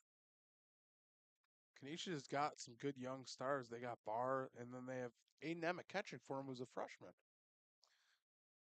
And your first baseman's a freshman. Yeah. Who has what? You said 6 out of the last 7? No, 5 out of the last. Oh, no. Let me correct that. So he is 2 for 3 today. He was 3 for 3 yesterday. He's 5 for 6. I mean, that's pretty good for a freshman. Oh, pretty not good only for that, he's anyone. leading the average right now for Canisius on the year. And that's going to be strike 3 for Barr right there on McIntyre as he gets the first out here in the top of the 5th. Now coming up to bat is the first baseman, Dom Bernardone. It's always nice when you have a freshman who can play a senior leader role.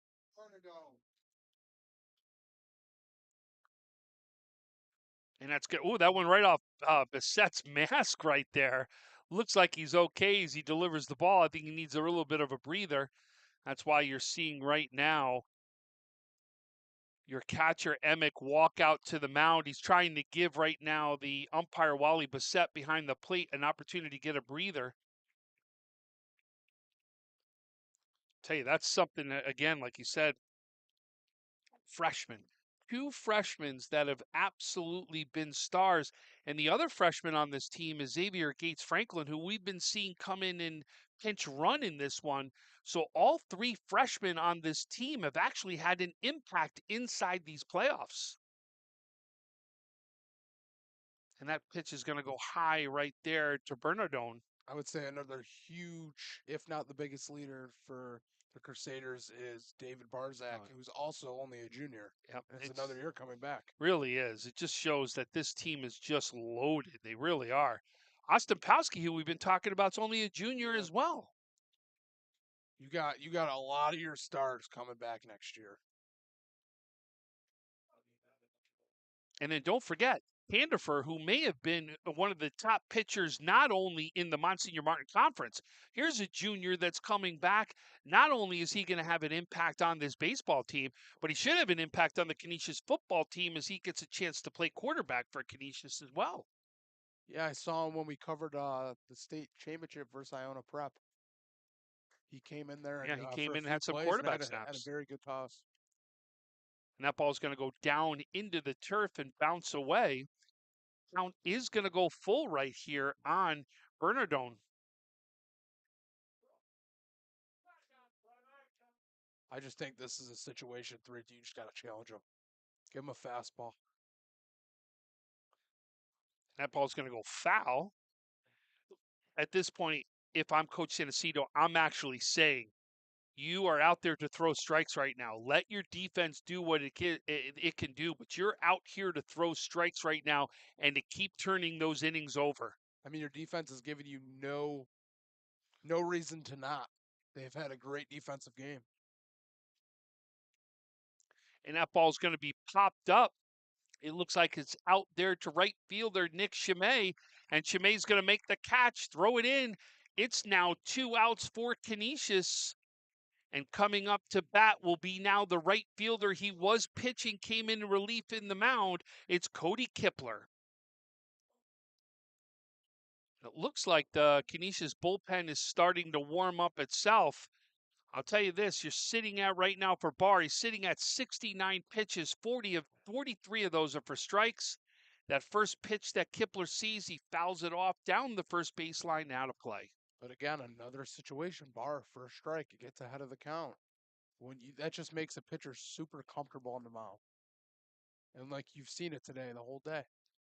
Barr gets set. That's in on the outside corner as the count's going to go 0-2.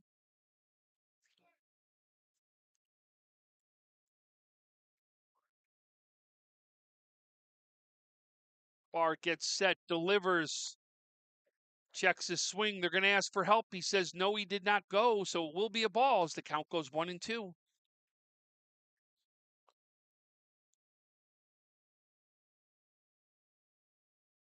Just at the 1:30 time, that means softball has begun over at Grand Island. It's Williamsville South will be taking on Pittsburgh Sutherland in the Far West Regionals to see who will represent our A division.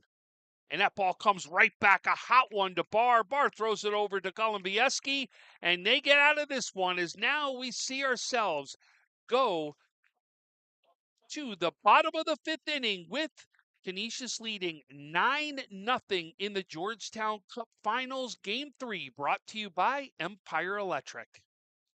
Need an electrician? Empire Electric is your residential wiring specialist. New builds, service upgrades, lighting, generators, you name it, Empire does it with hundreds of 5-star reviews that speak for themselves. Call Empire Electric today for your free estimate. In the classroom, on the field, in the studio, behind a music stand, we care for the whole person in mind, body, and spirit. Through our unique house system, our modest academic program, on every step of your journey. This place is special. Let us show you why.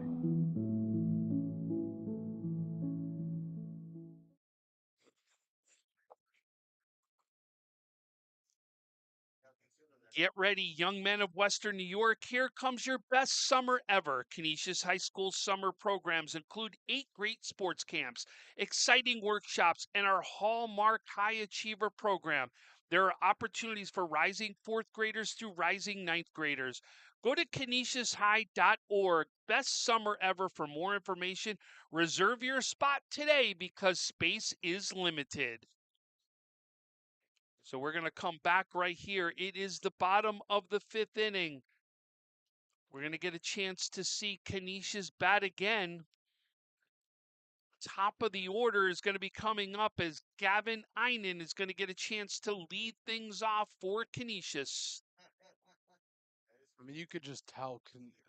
The thing with Nichols, they just look so flat right now. Well, a championship game, you need just a spark. You need a spark to get something going. And obviously they haven't had that spark as a team yet. I thought their spark could have been in left field when they made the diving play with bases loaded. Yeah. But Barr came up and shut him right down. And that first pitch is going to be low right there for a ball. Einen right now been big defensively for Canisius. And you can see right there, you're going to see Kohler throw a strike as the count's going to go even at 1. Einen scored twice today. He's also walked. He was also hit by a pitch, remember, to start the game off. And that ball is going to be popped up. Looks like underneath it is going to be the shortstop Venditti, and he comes up with the play. So 1 out there for Nichols. Coming up to bat is David Cloyd, the center fielder. Cloyd today 0 for 1, but he's got 2 walks. He scored a run as well. And the pitch, and that's going to be down low for a ball. 9-0 in the Georgetown Cup Finals Game 3, brought to you by Empire Electric. The pitch outside as the count goes 2-0.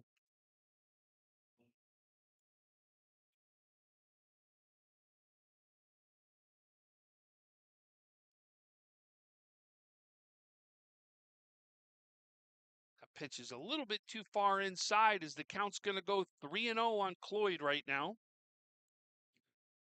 Do you give him the green light here? Yeah, I mean 9-0. Second batter.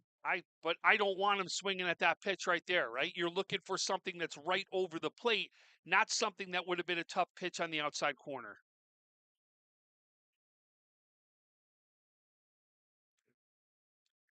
And that pitch is going to be called strike 2. Good pitches right there by Kohler, hitting that outside corner.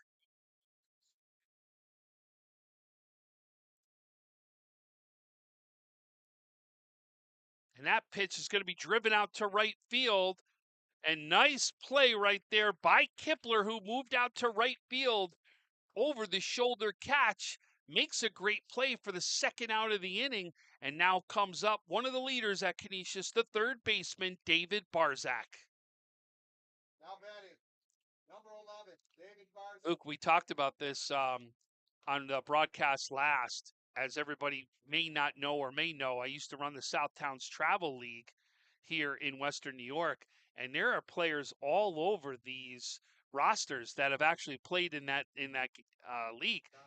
Barzak being one of them, Ostempowski being another, Kipler being another.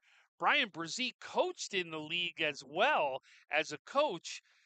We've also had Coach Ostempowski, Justin's dad, that coached in the league as well. We got guys all over that have been impacted in that league. You also had Aiden Emick and his dad. Yep, Emick right there's another one. You're absolutely right. And that's probably, if you really look, you could probably name a few even more. You're absolutely right. And that count's going to go 0-2 right there on Barzak. Calder gets the sign he wants, looks to home plate, delivers the pitch, and that ball's going to be popped back up. Falls in between the stands right there. Count remains 0-2.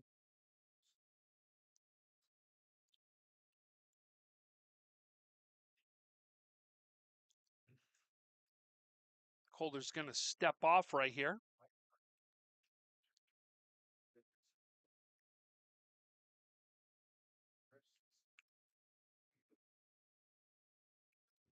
And the pitch delivers. And that ball is going to go outside pitch. As you can see, Barzak takes that out foul over the first baseline.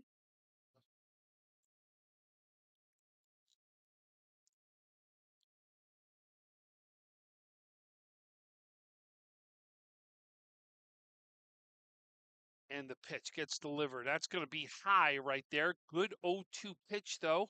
Barzak wanted to go after it, but held his bat back. Boy, I don't know how many of those players do love that high pitch to be able to swing at. I'm talking to one of them right now. And the pitch, and that ball is going to be delivered. Great piece of hitting by Barzak as he hits that one back up the middle for a single. He's just so patient in the box. He battles and then gets a pitch that he knows he can hit and takes it right the middle for a base hit. Like you said, great piece of hitting right there. What he did is he fouled off a couple of those tough pitches that you can see that Calder threw at him. Fouled off the tough ones, hit the one up the middle he wanted. Now comes up one of the hottest hitters out there, Luke Golumbieski. And that's going to be just inside, it looks like, for that one for a ball. Golumbieski, the first baseman, called him the freshman sensation. He's come up huge as a freshman for this Canisius team all year long. And that ball is going to get popped up out of play. That's going to come back our way. We hear it hit the stands right there. Bottom 5, 9-0 in favor of Canisius right now. Foul ball is actually right behind her booth. Calder gets his sign. He delivers. That's going to be on the inside corner to make the count 1-2.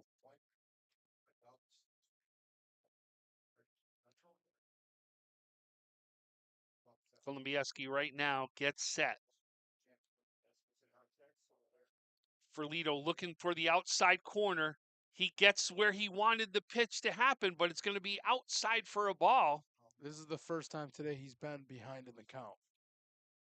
The other two times he was above in the count and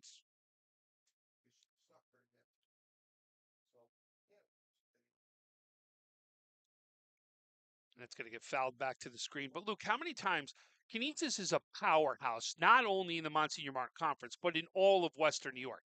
It's always considered a top program. How many times have you heard a freshman playing first base, hitting fourth in the lineup for a team with that type of caliber? Very, very rarely. Exactly. And Golumbieski right now is going to foul that one off. I know Aiden Emick, who's on the Canisius Crusaders, he transferred in from East Aurora, and as an 8th grader, he was hitting as their 4-hitter and starting catcher for East Aurora. Well, for East Aurora, yeah. Big loss for East Aurora right there, especially when you got somebody that young. The last time we heard about an 8th grader having that type of an impact was a player we've seen right here in Western New York. And that ball is going to be popped up over there to Yoshida. for the last out of the inning. So we've now completed 5 in Game 3 of the Georgetown Cup Finals. It's Canisius 9. It's Nichols 0. This game brought to you by Empire Electric. We've got 2 more to go. And right now, we'll be back for the top of the 6th as Nichols comes up to bat.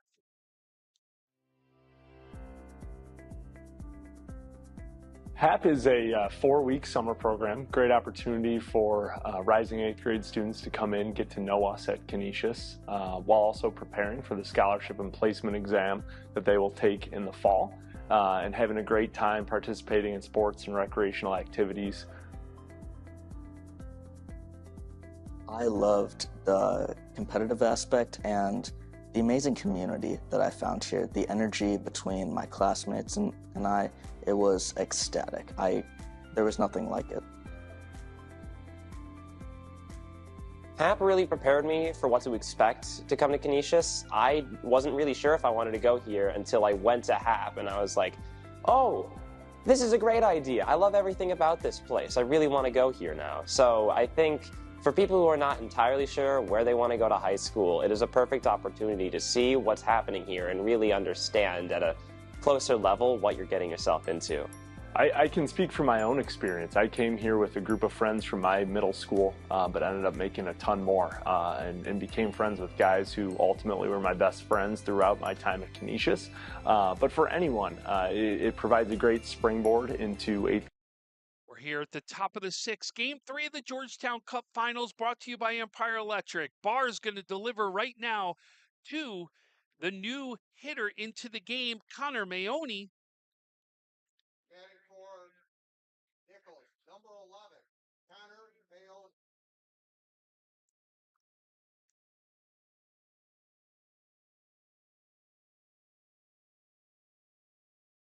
Barr gets set. Mayone's going to hit this one. Looks like it's going to head out right to the left fielder, Gansey, as he comes up with the play. That's the first out of the inning here for Canisius.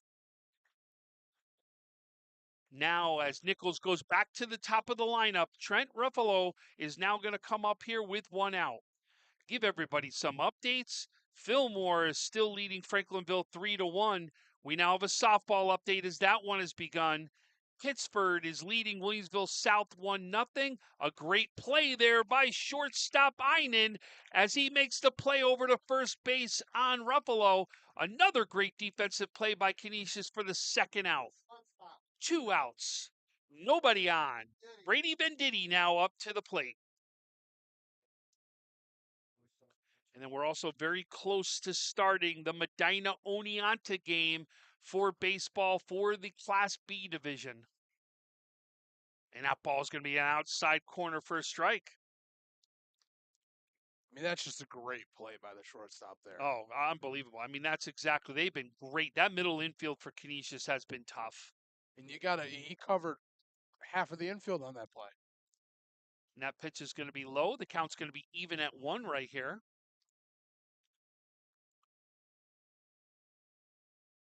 And that ball's going to go over to Ostempowski. It looks like it's going to get right under his glove right there. That'll be an error on Ostempowski and Canisius, but a base runner right there for Nichols as Venditti gets on, and it gets right now to the third baseman. The leader for this Nichols team, Ross Yoshida, now comes up to bat. Yoshida.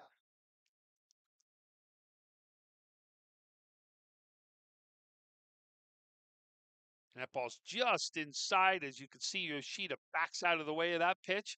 Count's going to go 1-0. I'll tell you, Coach Sen has to be wishing he had some of these players as well on that team.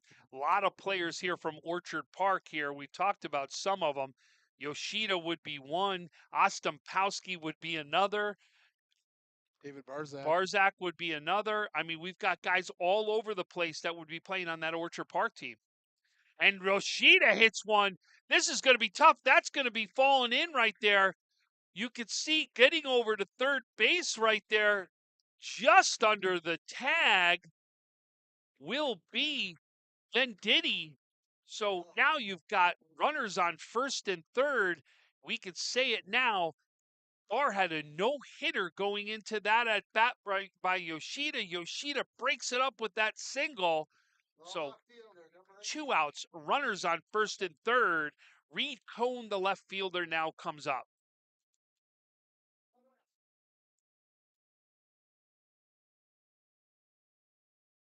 And they're gonna say he foul tipped that one into the glove.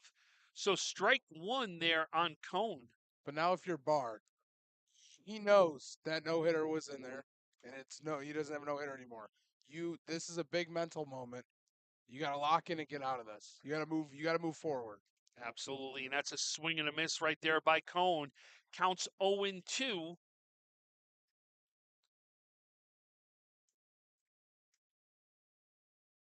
That's going to be down low into the turf. Count evens up at 2 right now on Cohn.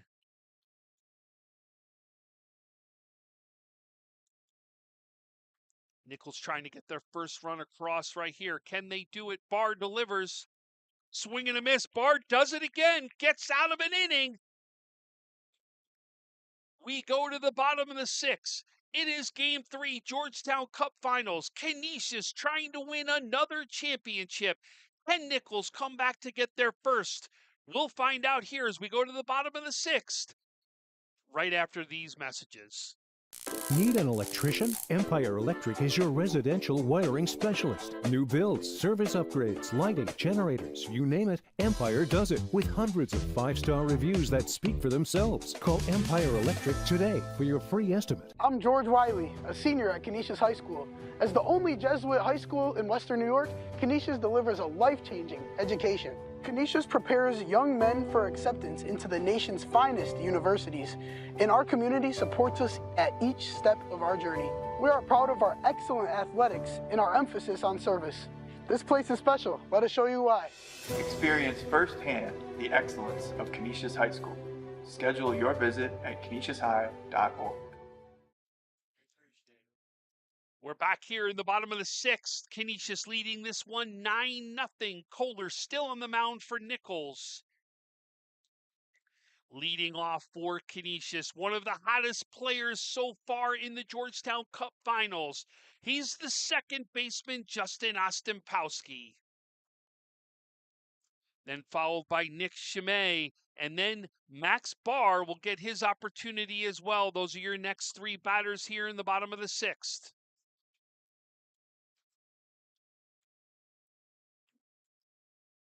Very excited. Just tons of great baseball and softball today. Just so excited. They finally have gotten a nice day to enjoy. So far this season, the fact that they've played through rain, they've played through 38 degrees, they've played through windstorms. The fact that we've even seen positive numbers for hitters has been absolutely amazing so far this season. The pitch right there is that's going to be down low on Ostampowski. And what a nice complex to play this at, too. Sal Magli, you can't get much better than this for high school. Not at all. That pitch is going to go in for a strike. You've played a lot of games here, even for travel, Luke. Remember, it used to be a grass field that was out here that's been converted over to this beautiful turf. That's going to go on the inside corner right there as the count goes 1-2 on Ostampowski.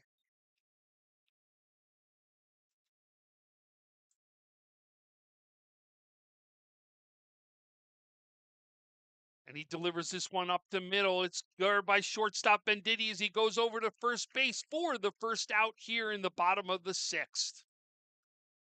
Nichols is going to get one more at bat here in this one to see what they can do. What kind of runs can they put up on the board? Until that, we're going to see Nick Chimay come up to bat right here. And that pitch is going to go in. Chimay's going to drop that one in over to left field as another base runner gets on base for Canisius.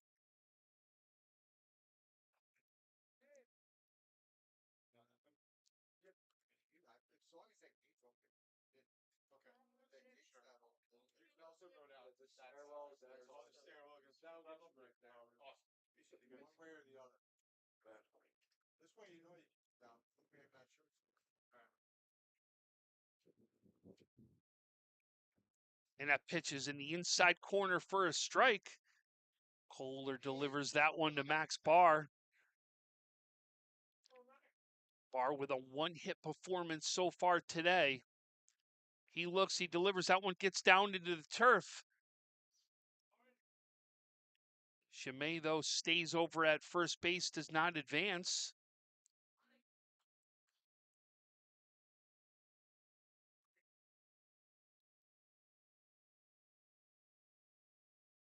Kohler gets set, delivers.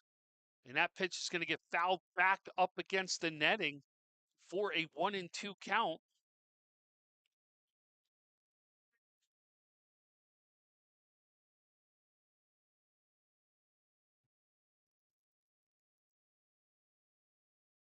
Here comes the pitch, and that ball is going to be popped up.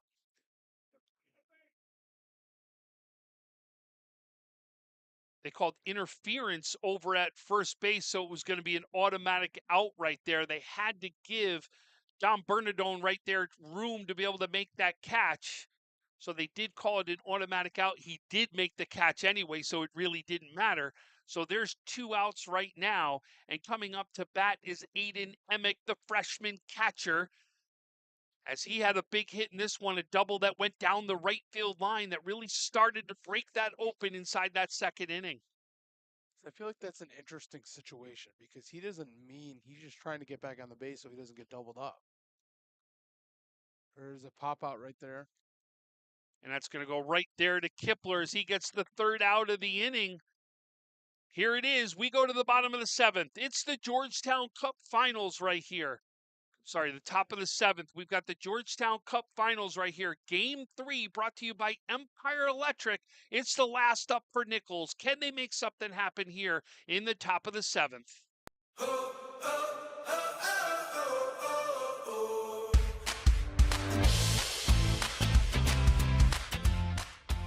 My experience at Nichols really changed my life. I loved it here. Coming from a public school, this is definitely a huge step for me. I came from a small public school, and so moving to the city was a big step. Getting to know all of the wonderful people here and the campus, and the very strong education, great teachers, just overall great community. I wouldn't have traded it for the world. The people that I've met here have been really incredible, and I'm never gonna really forget about the connections I made here, and the people I've met have all been very incredible, very important to me.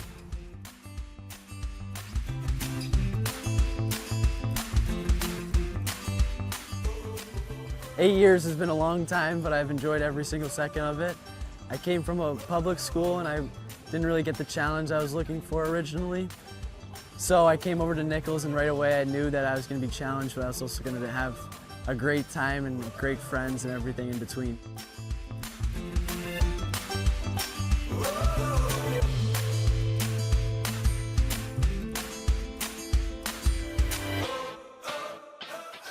And I feel like being at Nichols, you don't have to be afraid of who you are. I feel like here you can be authentically yourself because there's so many different clubs, sports where you can thrive in any different way. But I know that Nichols has put me in a position to go and do whatever I want to be in the future.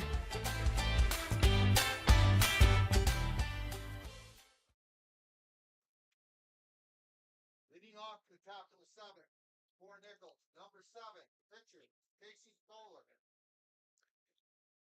Max Barr here in the 7th. He's given up 1 hit in this one. It's a 1 pitch right there, and it's fouled back towards us.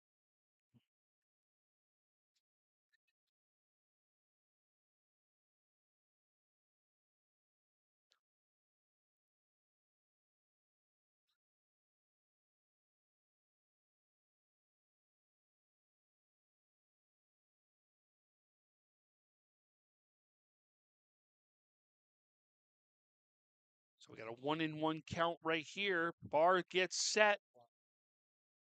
Kohler up to bat. It's the pitch. It's down low and inside as the count goes 2-1. I feel like there's also not many opportunities where you really get to see a pitcher face a pitcher. Well, obviously you do see that a lot in high school. You don't see it a lot at the levels above high school. And that's a swing and a miss as the count goes even at 2.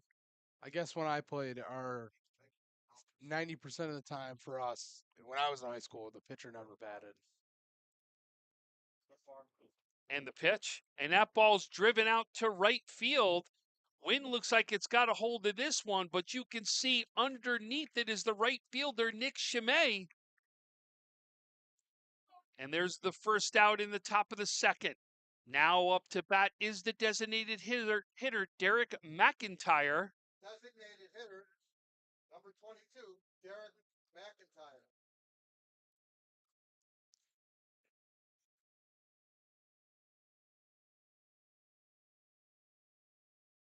And that pitch swing and a miss. Barr still going strong out here today. That is the 92nd pitch by Barr. 58 of those have gone for strikes. He's got 6 strikeouts on the day.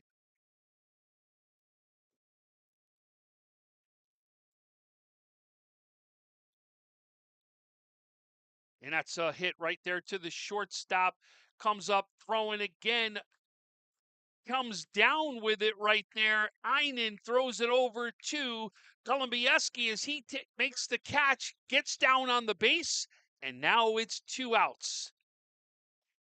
And the last batter is 4 so far with 2 outs. First baseman Dom Bernardone as he comes up here to try to keep this game going for Nichols. Barr gets set, delivers. It's going to be on the outside for a ball. Canisius just had Josh Monty warming up with the bullpen row, and they got that second out. They ran right in. And that's going to go outside again as the count goes 2-0.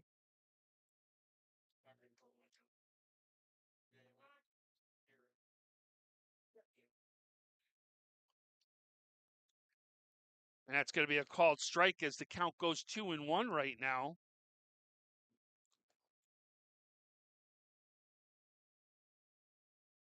And the pitch, and that's going to be fouled down the third baseline. Count evens up at 2.